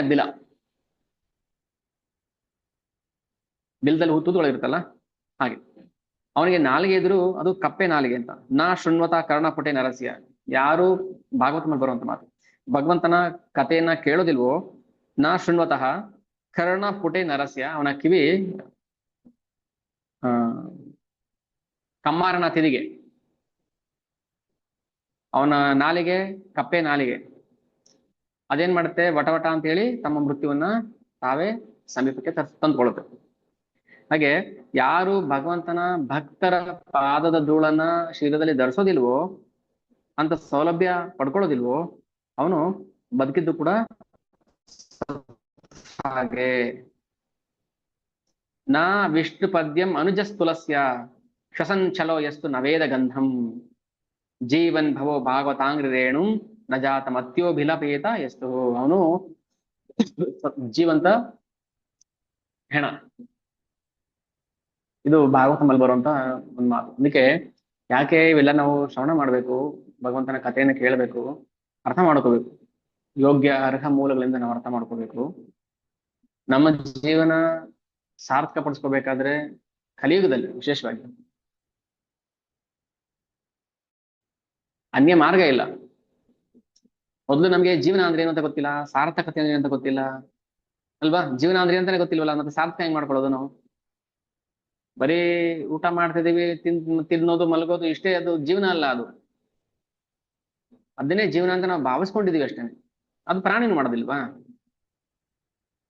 ಚವಿಡ್, ವರಾಹ, ಉಷ್ಟ್ರ, ಖರೈ ಇವೆಲ್ಲ ಮಾಡೋದಿಲ್ವಾ? ಮಾಡತ್ತೆ. ಮತ್ತೆ ಅದು ಜೀವನ ಮಾಡ್ತಾ ಇದಿಲ್ಲ ಹಾಗಾದ್ರೆ? ಜೀವನ ಅಲ್ಲ ಅವು. ಏನಂದ್ರೆ ತಮ್ಮ ಪಾಪ ಕರ್ಮಗಳನ್ನು ಅನುಭವಿಸಕ್ ಬಂದಿದ್ದಾವೆ, ಅನುಭವಿಸ್ತದಾವೆ ಅಷ್ಟೇ. ಆದ್ರೆ ಮನುಷ್ಯನಿಗೆ ಮಾತ್ರ ಭಗವಂತ ವಿಶೇಷ ಸೌಲಭ್ಯ ಕೊಟ್ಟಿದ್ದಾನೆ, ಯಾವ ಪ್ರಾಣಿಗೂ ಇಲ್ದಿರುವಂತಹ ಸೌಲಭ್ಯ. ಅದು ಸಾಕ್ಷಾತ್ಕಾರ, ಭಗವತ್ ಸಾಕ್ಷಾತ್ಕಾರ.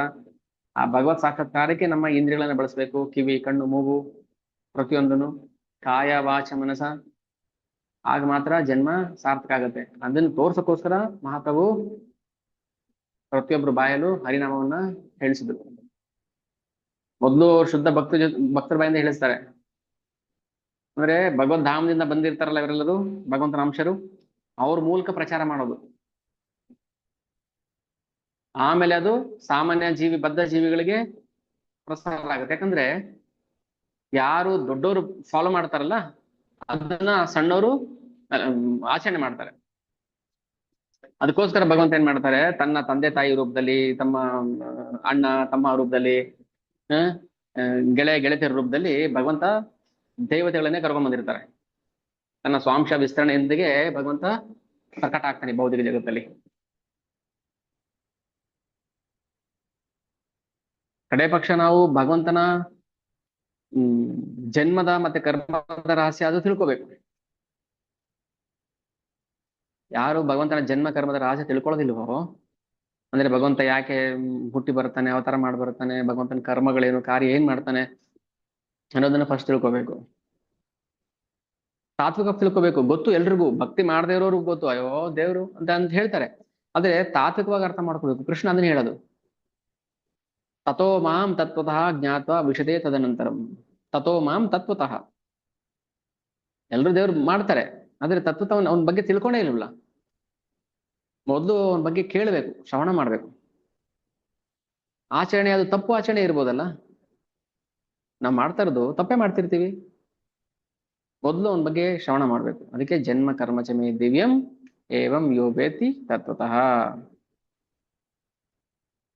ನಿವೃತ್ತ ತಶೈರುಪಗೀಯಮಾನ ಭವೌಷಧಾಶ್ರೋಮ ಮನೋಭಿರಾಮಾತ್ ಕ ಉತ್ತಮ ಶ್ಲೋಕ ಗುಣಾನುವಾದ ಪುಮಾನ್ ವಿರಜೇತ ವಿನಾ ಪಶುಜ್ಞಾತ್. ಇಲ್ಲ ಭಾಗವತ ಹೇಳ್ತಾರೆ, ಆತ್ಮಘಾತನಲ್ಲದೆ, ಆತ್ಮಘಾತ ಅಂದ್ರೆ ತನ್ನನ್ನು ತಾನೇ ಕೊಂದುಕೊಳ್ಳುವವನು, ಸೂಸೈಡ್. ಆತ್ಮಘಾತಕನಲ್ಲದೆ ಇನ್ಯಾರು ಭಗವಂತನ ವೈಭವನ್ನ ಆಲಿಸಲು ಗಮನ ಕೊಟ್ಟಾನು? ನಮ್ಗೆ ಕೇಳಕ್ಕೆ ಪುರ್ಸೊತ್ತಿಲ್ಲ ಅಂತ ಯಾರು ಹೇಳ್ತಾರೆ? ಆತ್ಮಘಾತಕ. ಅವನು ನಾಶ ಆಗಿದ್ದಾನೆ ಅಂತ ಅರ್ಥ. ಆಲ್ರೆಡಿ ಸೂಸೈಡ್ ಮಾಡ್ಕೊಂಡ್ಬಿಟ್ಟಿದ್ದಾನೆ ಅವನು. ಭಗವಂತನ ಕಥೆಯನ್ನ ಯಾರು ಆಲಿಸೋದಿಲ್ಲ, ಆಲಿಸೋದು ಅಂದ್ರೆ ಕೇಳೋದು, ಶ್ರವಣ ಮಾಡೋದು. ಯಾರು ಭಗವಂತನ ವೈಭವನ್ನ ಕೇಳಿ ಆನಂದ ಪಡೋದಿಲ್ವೋ ಅವನು ಭೌತಿಕ ಕಲ್ಮಶದ ಪ್ರಭಾವಕ್ಕೆ ಒಳಗಾಗಿದ್ದಾನೆ ಅಂತ ಅರ್ಥ. ನಾ ತೀರ್ಥಪದ ಸೇವಾಯಿ ಜೀವನ್ನಪಿ ಮೃತೋಹಿ ಸಹ. ಜೀವನ್ನಪಿ ಮೃತೋಹಿ ಸಹ. ಬದುಕಿದ್ರು ಸತ್ತಾಗೆ. ಆತರ ಎಷ್ಟು ಜನ ನಾವು ಬದುಕಿದ್ದು ಸತ್ತಾಗಿದ್ದೀವಿ ಜಗತ್ತಲ್ಲಿ. ಭಗವಂತನ ಬಗ್ಗೆ ಕೇಳ್ತಾ ಇಲ್ಲ, ಭಗವಂತನ ಬಗ್ಗೆ ಗುಣಗಾನ ಮಾಡಿ ಏನು ಮಾಡ್ತಾ ಇಲ್ಲ. ಬರೀ ನಮ್ದೇ ಲೋಕದಲ್ಲಿ ನಾವಿದ್ದೀವಿ. ಹಣ ಸಂಪಾದನೆ ಮಾಡ್ತಾ, ನಮ್ಗೆ ಬೇಕಾಗಿರೋದು ಸಂಪಾದನೆ ಮಾಡಿಕೊಂಡು, ಸಿಕ್ಕಿದ್ ತಿನ್ಕೊಂಡು, ಸಿಕ್ಕಿದ್ ಮಾತಾಡ್ಕೊಂಡು, ಜೀವನ್ನಪಿ ಬದುಕಿದೀವಿ ನಾವು. ಆದ್ರೆ ಮೃತೋಹಿ ಖಂಡಿತವಲ್ಲೂ ನಾವು ಸತ್ತೋಗಿದೀವಿ ಅಂತ ಹೇಳ್ತಾರೆ. ಹಾಗೆ ನಾವು ಜೀವಚ್ಛವ ಆಗಬಾರ್ದು. ಕಡೆಯ ಪಕ್ಷ ಭಗವಂತನ ನಾಮ ಆದ್ರೂ ಅದಕ್ಕಿಂತ ಸುಲಭ ಯಾವುದೂ ಇಲ್ಲ ಕಲಿಯುಗದಲ್ಲಿ. ಅದನ್ನ ಹಾಡ್ಬೇಕು, ಹೇಳ್ಬೇಕು.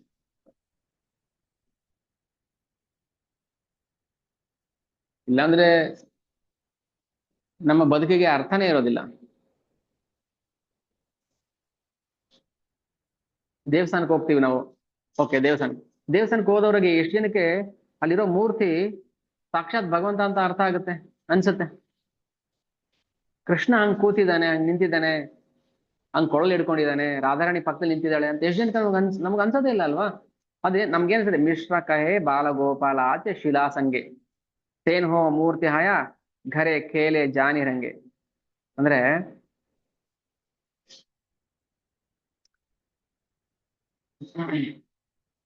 ಭಗವಂತ ಶಾಲಿಗ್ರಾಮದ ರೂಪದಲ್ಲಿ ಬರ್ತಾನೆ, ಶಿಲೆ ರೂಪದಲ್ಲಿ ಬರ್ತಾನೆ. ಬಟ್ ಅರ್ಥ ಮಾಡ್ಕೊಳ್ಳೋ ಮನಸ್ಥಿತಿ ಎಷ್ಟು ಜನಕ್ಕಿದೆ? ಭಗವಂತ ತುಂಬಾ ಸೆಲೆಕ್ಟಿವ್. ಎಲ್ರು ಒಂದೇ ಸಲ ಗೋಲೋಕ ಕರ್ಕೊಂಡು ಹೋಗೋದಿಲ್ಲ.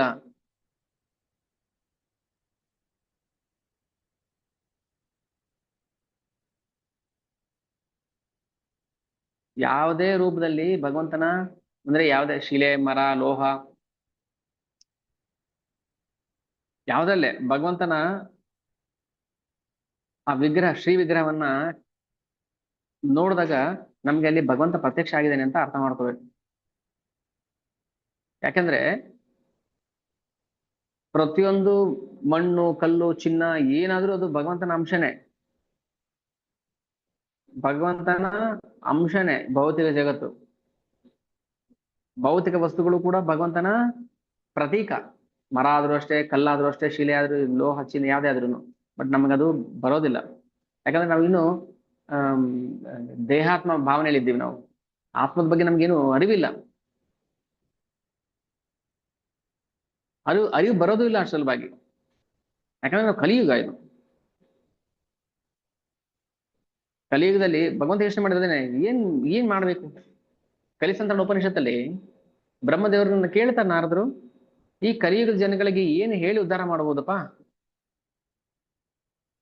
ಏನ್ ಹೇಳಿದ್ರೆ ಉದ್ಧಾರ ಆಗ್ತಾರೆ? ಯಾವ ಮಂತ್ರ ಹೇಳಬೇಕು? ಯಾವ ಮಂತ್ರ ಹೇಳೋಷ್ಟು ಶಕ್ತಿ ಇಲ್ಲ ಇವರಿಗೆ.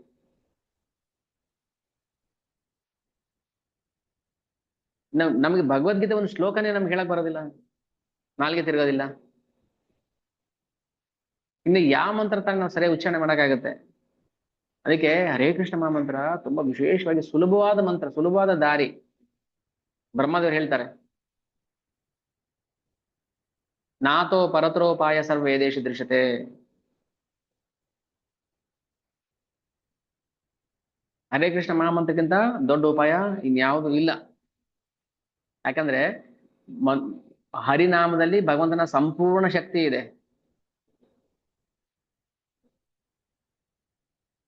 ಹರಿನಾಮ ಬೇರೆ ಅಲ್ಲ, ಭಗವಂತ ಬೇರೆ ಅಲ್ಲ. ಅದಕ್ಕೆ ಹರಿನಾಮದ ಮಹತ್ವವನ್ನ ಪ್ರಚಾರ ಮಾಡಬೇಕು. ಸುಮ್ಮನೆ ಹೇಳಿ ಅಂದ್ರೂ ಹೇಳ್ತಾ ಇದೀವಿ ಅಲ್ಲ. ಹದಿನಾರು ಜಪ ಮಾಡಿ ಕೇಳಿದ್ರೆ ಅದಕ್ಕೆ ಮಣಿ ತಿರುಗಿಸ್ತಾ ಇದ್ದೀನಿ. ಹರೇ ಕೃಷ್ಣ ಕೃಷ್ಣ ಕೃಷ್ಣ ಹರೇ ಹರೇ, ಹರೇ ರಾಮ ರಾಮ ರಾಮ. ಮಣಿ ತಿರುಗಿಸೋದ್ರಿಂದ ಏನು ಪ್ರಯೋಜನ ಇಲ್ಲ. ಅದನ್ನ ಅನುಭಾವಿಸ್ಬೇಕು. ಓ, ಭಗವಂತನ ಶಕ್ತಿ. ಹರೇ ಕೃಷ್ಣ ಮಂತ್ರ ಬೇರೆ ಅಲ್ಲ, ಕೃಷ್ಣ ಬೇರೆ ಅಲ್ಲ. ನಮ್ಮಲ್ಲಿ ಅನರ್ಥ ಇರೋ ತನಕ ನಮ್ಗೆ ಅದು ಅರ್ಥ ಆಗೋದಿಲ್ಲ ಅಷ್ಟೇ. ಅದೇ ಅಟ್ಲೀಸ್ಟ್ ಒಂದ್ ರೌಂಡ್ ಜಪ ಮಾಡಕ್ ಶುರು ಮಾಡಿ, ಮಾಡ್ತಾ ಮಾಡ್ತಾ 1, 2 ಆಗ್ಲಿ, 4 ಆಗ್ಲಿ, 8 ಆಗ್ಲಿ, 16 ಆಗುತ್ತೆ. ರುಚಿ ಬರುತ್ತೆ ನಮ್ಗೆ. ಟೇಸ್ಟ್.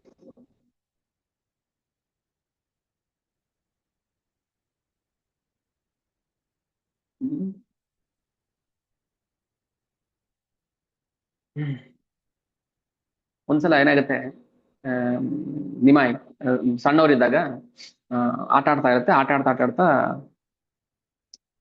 ಮಣ್ಣು ತಿಂದ್ಬಿಡುತ್ತೆ. ಕೃಷ್ಣ ಮಾಡ್ತಾನಲ್ಲ, ಅದೇ ಅದೇ ಲೀಲೆ. ಸರಿ, ಮಣ್ಣು ತಿಂದ್ಬಿಡುತ್ತೆ. ಅಮ್ಮ ನೋಡ್ತಾಳೆ, ಏನಪ್ಪಾ ಏನ್ ಮಾಡ್ತಿದ್ಯಾ? ಹೊಟ್ಟೆ ಎಷ್ಟವಾಗ್ತಾಯ್ತಮ್ಮ, ಅದಕ್ಕೆ ಮಣ್ಣು ತಿಂದ್ಬಿಟ್ಟೆ. ಯಾರೇ ಹ್ಮ್ ಅದಕ್ಕೆ ಲುಕಾಯ್ಕ ಲಾಗಿಲ್ಲ ಶಿಶು ಮೃತ್ತಿಕಾ ಕಾಯಿತೆ. ಅದಕ್ಕೆ ಮಣ್ಣು ತಿನ್ಬೇಕಾ?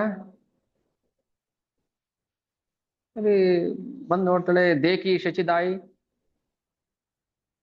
ಹಾಯಲ್ಲ ಕರಿ ಹಾಯ ಹಾಯ. ಅಯ್ಯೋ, ಮಣ್ಣು ತಿಂದ್ಬಿಡ್ತು ಮಗು. ಮಾಟಿ ಕಾಡಿಲಾಯಿ ಕಹೆ ಮಾಟಿ ಕೇನೆ ಖಾಯ. ಅಲ್ಲಪ್ಪ, ಯಾಕೆ ಮಾತಿಗೆ ಏನ್ ಮಣ್ಣು ತಿಂತಾ ಇದೀಯಾ? ಊಟ ಇರ್ಲಿಲ್ವಾ? ಓ, ಅದಕ್ಕೆ ಮಹಾಪ್ರಭು ಹೇಳ್ತಾರೆ, ನಿಮ ಹೇಳ್ತಾರೆ, ಹ್ಮ್, ಅಲ್ಲಮ್ಮ ಯಾಕೆ ಕೋಪ ಮಾಡ್ಕೋತಾ ಇದೀಯಾ? ತುಮಿ ಮಾಟಿ ಕಾಯ್ತಿದ್ದಿಲೆ ಮೋರ ಕಿಬಾ ದೋಷ. ಅಲ್ಲ, ನೀನೇ ತಾನೇ ಮಣ್ಣು ಕೊಟ್ಟಿದ್ದು, ನನ್ ತಪ್ಪೇನಿದೆ ಅಲ್ಲಿ ಅಂತ ಕೇಳುತ್ತೆ ಮಗು. ಸರಿ,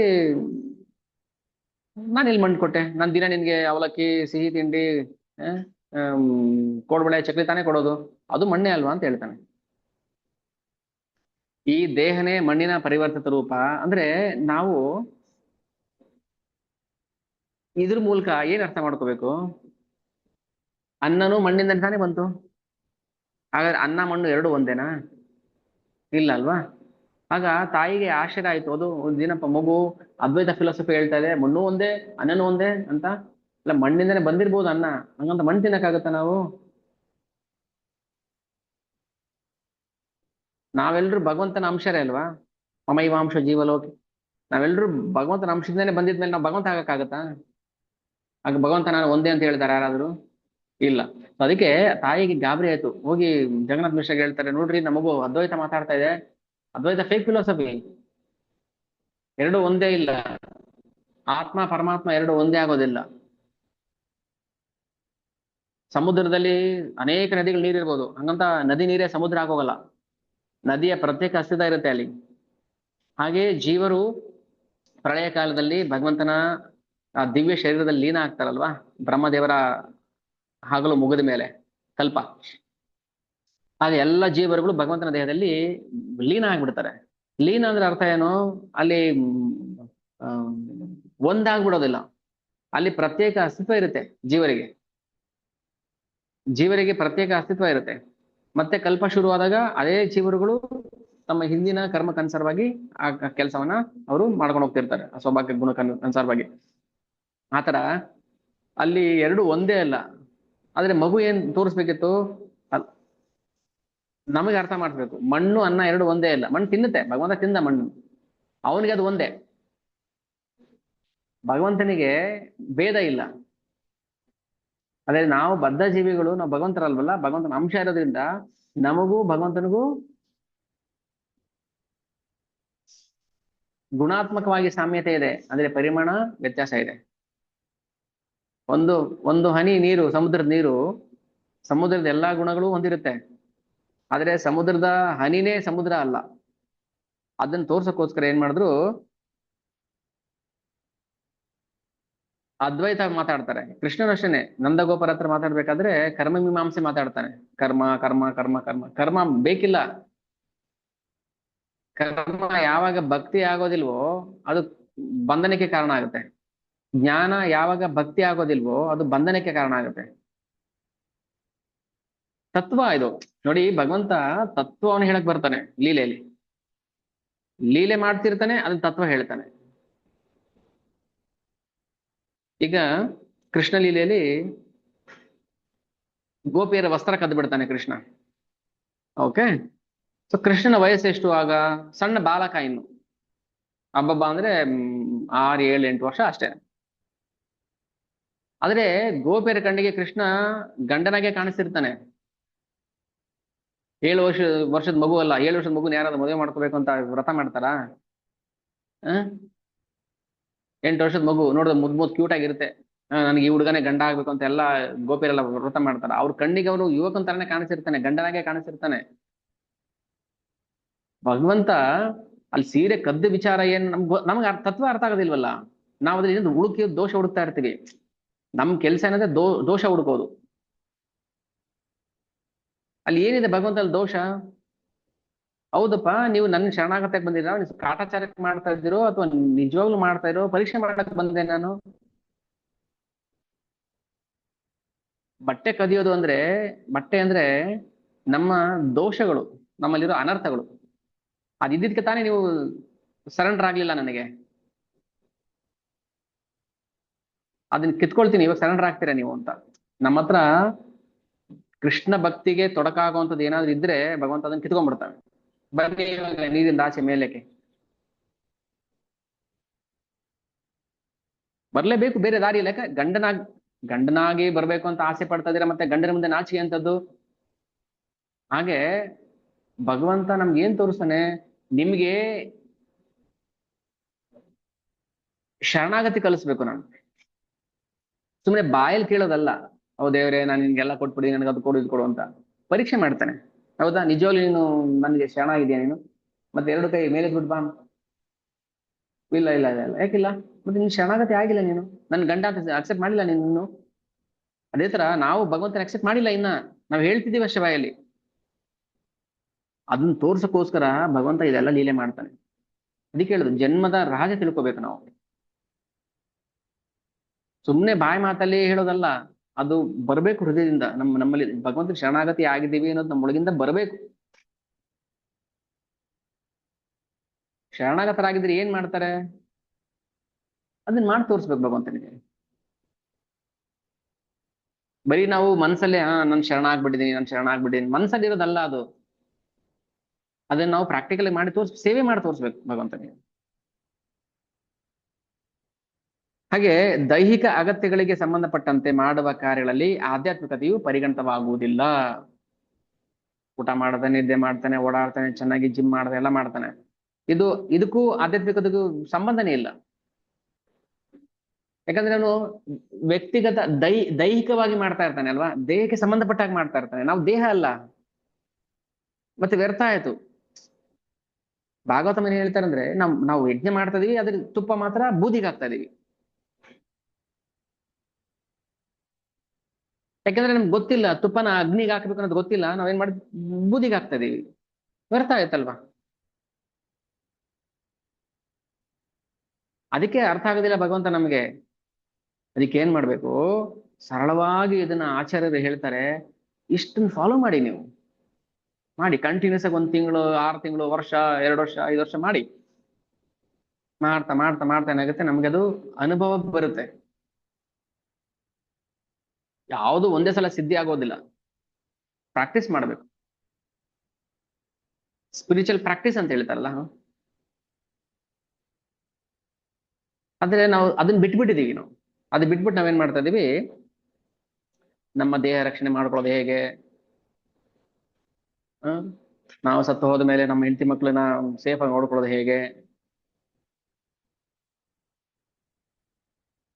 ದೇಹ ಆರೋಗ್ಯ ಕೆಡದೇ ಇರೋ ತರ ನೋಡ್ಕೊಳ್ಳೋದು ಹೇಗೆ, ಏನ್ ತಿನ್ಬೇಕು, ಯಾವ ಪ್ರೋಟೀನು, ಯಾವ ಕಾರ್ಬೋಹೈಡ್ರೇಟ್ಸು, ಯಾವ ವಿಟಮಿನ್ಸು, ಇದನ್ನೇ ನಾವು ಯೋಚನೆ ಮಾಡ್ತಾ ಇದೀವಿ. ಆದ್ರೆ ಆತ್ಮಕ್ಕೆ ಯಾವ ಕಾರ್ಬೋಹೈಡ್ರೇಟ್ಸ್, ಯಾವ ಪ್ರೋಟೀನ್ ಕೊಡ್ಬೇಕು ನಾವು ಯೋಚನೆ ಮಾಡ್ತಾ ಇಲ್ಲ.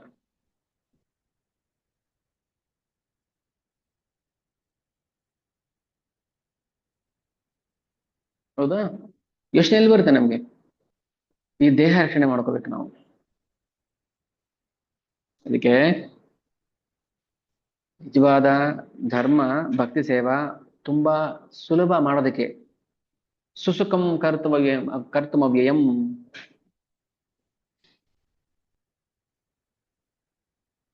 ಭಕ್ತಿ ಸುಲಭ ಅಂತ ತೋರ್ಸಕ್ಕೋಸ್ಕರ ಮಹಾಪ್ರಭು ಇಲ್ಲೇ ಮಾಡಿ.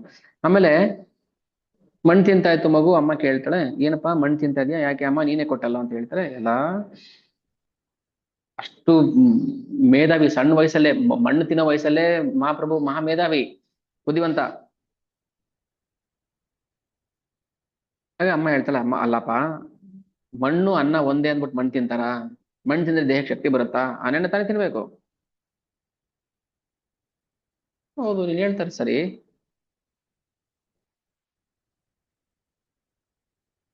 ಇದನ್ನ ಜನಕ್ಕೆ ಹೆಂಗ ಅರ್ಥ ಮಾಡ್ಸೋದು, ಮಣ್ಣಿಂದಾನೇ ಬಂದಿದ್ದು ಅನ್ನ ಅಂತ? ಹ್ಮ್. ಈಗ ಮಣ್ಣಿನ ಮಡಕೆ ಇರುತ್ತೆ, ಮಣ್ಣಿನ ಮಡಕೆಲಿ ನೀರು ತುಂಬ್ಕೊಂಡ್ ಬರ್ಬೋದು. ಅದೇ ಮಣ್ಣಿನ ರಾಶಿ ಮೇಲೆ ನೀರ್ ಹಾಕಿದ್ರೆ ಏನಾಗುತ್ತೆ? ಮಣ್ಣು ಕುಡ್ಕೊಂಡ್ಬಿಡುತ್ತೆ ನೀರ್ನ. ಏನ್ ಸಿದ್ಧಾಂತ ಇದು? ಏನ್ ಸಿದ್ಧಾಂತ ಅರ್ಥ ಆಯ್ತು? ಮಣ್ಣಿನ ಮಡಕೆಯಲ್ಲಿ ನೀರ್ ತರ್ತೀವಿ, ನೀರ್ ಶೇಖರಣೆ ಮಾಡಿರ್ತೀವಿ. ಅದೇ ಮಣ್ಣ ಮೇಲೆ ನೀರ್ ಹಾಕಿದ್ರೆ ನೀರ್ ಹೀರ್ಕೊಂಡ್ಬಿಡುತ್ತೆ.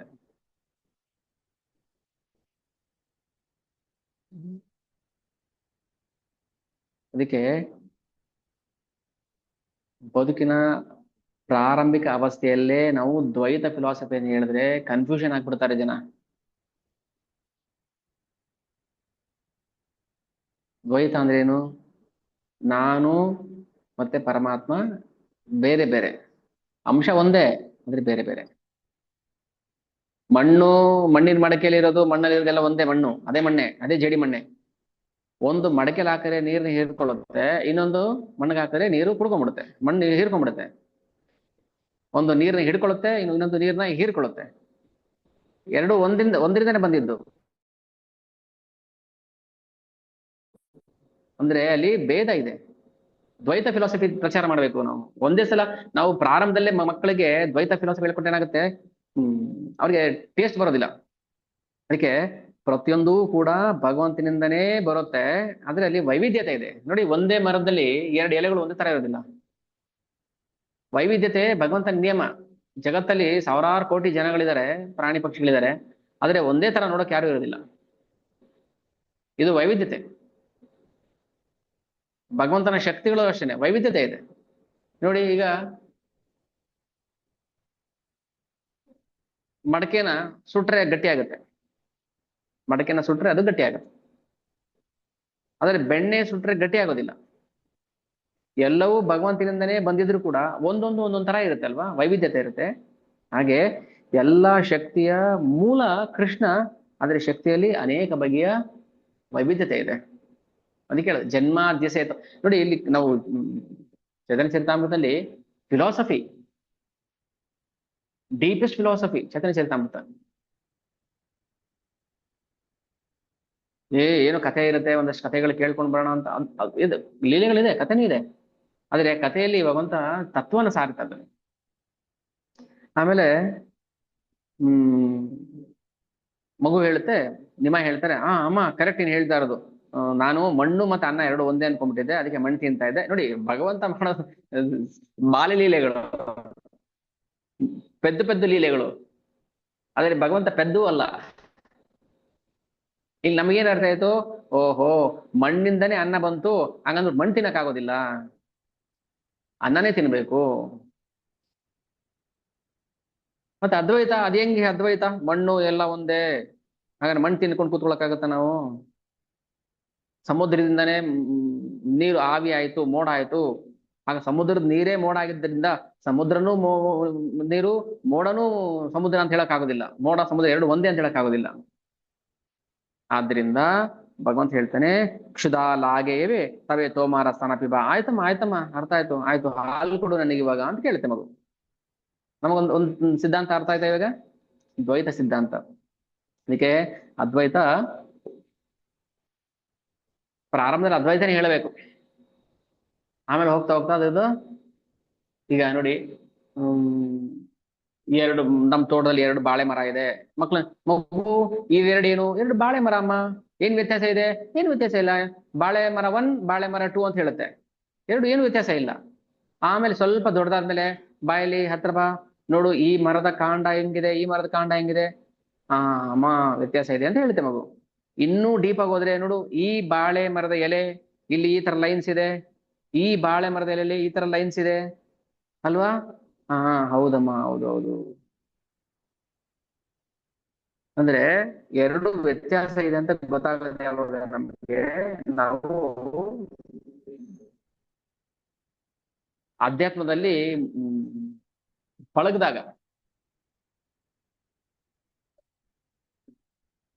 ಆಧ್ಯಾತ್ಮಿಕದಲ್ಲಿ ಪಕ್ವ ಆಗ್ಬೇಕು, ಅವಾಗ ನಮ್ಗೆ ಅರ್ಥ ಆಗುತ್ತೆ ದ್ವೈತ ಫಿಲಾಸಫಿನೇ ಶ್ರೇಷ್ಠವಾದದ್ದು, ಅದ್ವೈತ ಅಲ್ಲ ಅಂತ. ಆಮೇಲೆ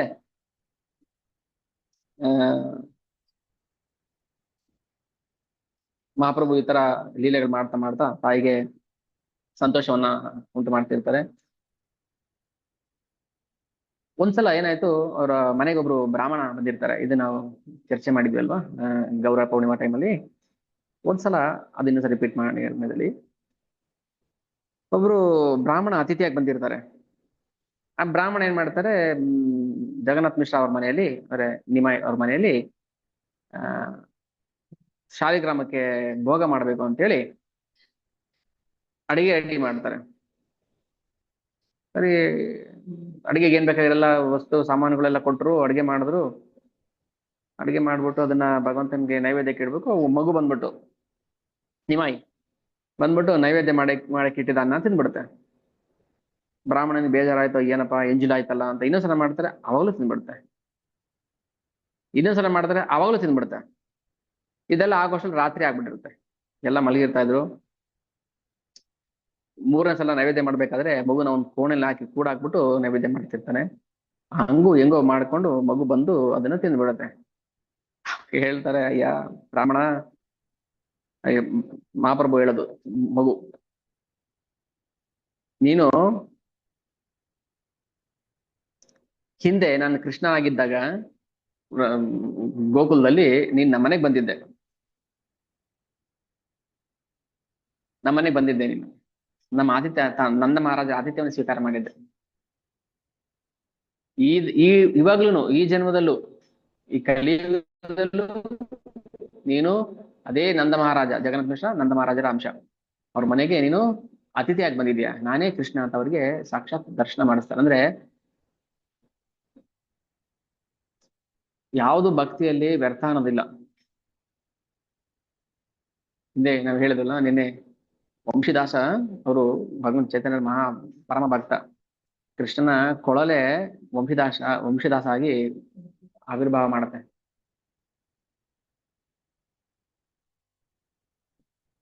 ಅಂದ್ರೆ ಯಾವಾಗ ಹ್ಮ್ ಭಗವಂತನ ವಿಶೇಷ ಕೃಪೆ ಸಿಗುತ್ತೋ ಅವಾಗ ನಾವು ಭಗವಂತನ ನಿತ್ಯ ಸಂಗಾತಿಗಳಾಗಿ ಸೇವೆ ಮಾಡ್ಬೋದು. ಇದು ನಮ್ಮ ಜೀವನದ ಆಸೆ, ಏಕೈಕ ಆಸೆ.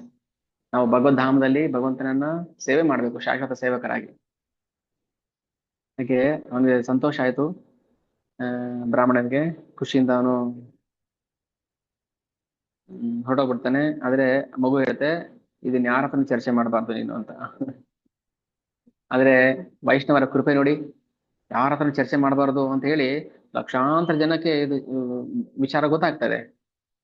ಅಂದ್ರೆ ವೈಷ್ಣವ ಠಾಕೂರ್ ಅವರು ಇಚ್ಛೆ ಪಟ್ರೆ ಭಗವಂತನ ಯಾವ ಲೀಲೆಗಳನ್ನು ಕೂಡ ಅವ್ರು ಮುಚ್ಚಿಡಕ್ ಆಗೋದಿಲ್ಲ. ಭಗವಂತನೇ ಮುಚ್ಚಿಟ್ಕೊಳಕ್ ಆಗೋದಿಲ್ಲ. ಆ ಬ್ರಾಹ್ಮಣನಿಗೆ ಹೇಳಿ ಕಳ್ಸುತ್ತೆ ಮಗು, ಒಬ್ಬ ಪರಮ ಭಾಗ್ಯಶಾಲಿ ನೀನು, ಆದ್ರೆ ಈ ವಿಚಾರವನ್ನ ಯಾರ ಹತ್ರನೂ ಹೇಳಬಾರ್ದು. ಒಂದ್ಸಲ ಇದಾಯ್ತು. ಇನ್ನೊಂದ್ಸಲ ಏನ್ ಮಾಡ್ತಾರೆ, ಇಬ್ರು ಕಳ್ಳರು ಆ ಆ, ನಿಮಾಯಿನ ಕದ್ಕೊಂಡು ಹೋಗ್ಬಿಡ್ತಾರೆ. ಅವ್ರ ಮೇಲಿದ್ದ ಮೈ ಮೇಲೆ ಹಾಕಿದ್ದ ಒಡವೆಗಳನ್ನ ಕದ್ಕೊಂಡು ಹೋಗ್ಬೇಕು ಅಂತ. ಆಮೇಲೆ ಹೇಗೋ ಸುತ್ತಾಡಿ ಮಾಯೆ ಮತ್ತೆ ವಾಪಸ್ ಕರ್ಕೊಂಡ್ಬಂದು ಆ ಮನೆ ಹತ್ರನೇ ಬಿಟ್ಟು ಹೋಗ್ತಾರೆ. ಇವೆಲ್ಲ ಮಹಾಪ್ರಭು ಬಾಲ್ಯದಲ್ಲಿ ಮಾಡಿದಂತ ಲೀಲೆಗಳು. ಆ ಇದೆಲ್ಲ ನಾವು ಲಾಸ್ಟ್ ಟೈಮ್ ಚರ್ಚೆ ಮಾಡಿದ್ವಿ. ಹಾಗೆ ನಾವು ಮುಂದಕ್ಕೆ ಹೋಗೋಣ.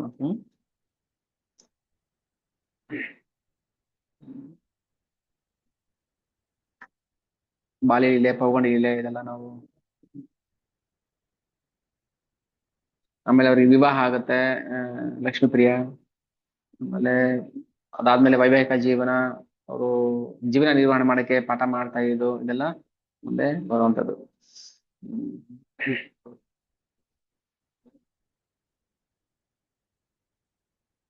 ಹ್ಮ್.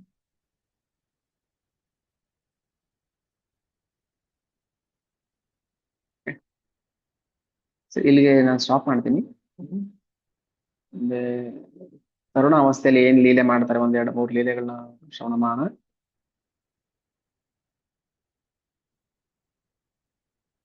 ಓಕೆ.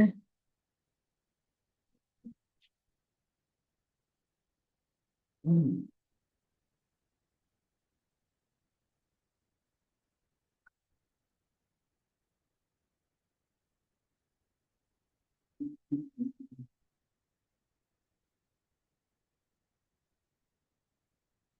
ಓಕೆ, ಸರಿ. ಚೈತನ್ಯ ಗೋಸಾಯರ್ ಅಮೃತೇರ ಧಾರ, ಸರ್ವೇಂದ್ರಿಯ ತೃಪ್ತ ಶ್ರವಣೇಯ ಆಹಾರ. ಯಾರು ಮಹಾಪ್ರಭುವರ ಲೀಲೆಗಳನ್ನ ಶ್ರವಣ ಮಾಡ್ತಾರೋ ಅವರ ಸರ್ವೇಂದ್ರಿಯಗೂ ಕೂಡ ತೃಪ್ತಿ ಆಗುತ್ತೆ.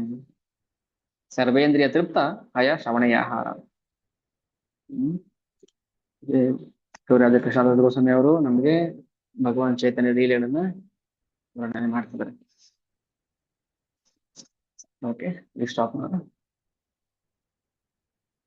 वाञ्छाकल्पतरुभ्यश्च कृपासिन्धुभ्यः पावनेभ्यो वैष्णवेभ्यो नमो नमः। जगद्गुरु श्रील प्रभुपाद की जय। बताए तो वंदे हरि हरि बोल।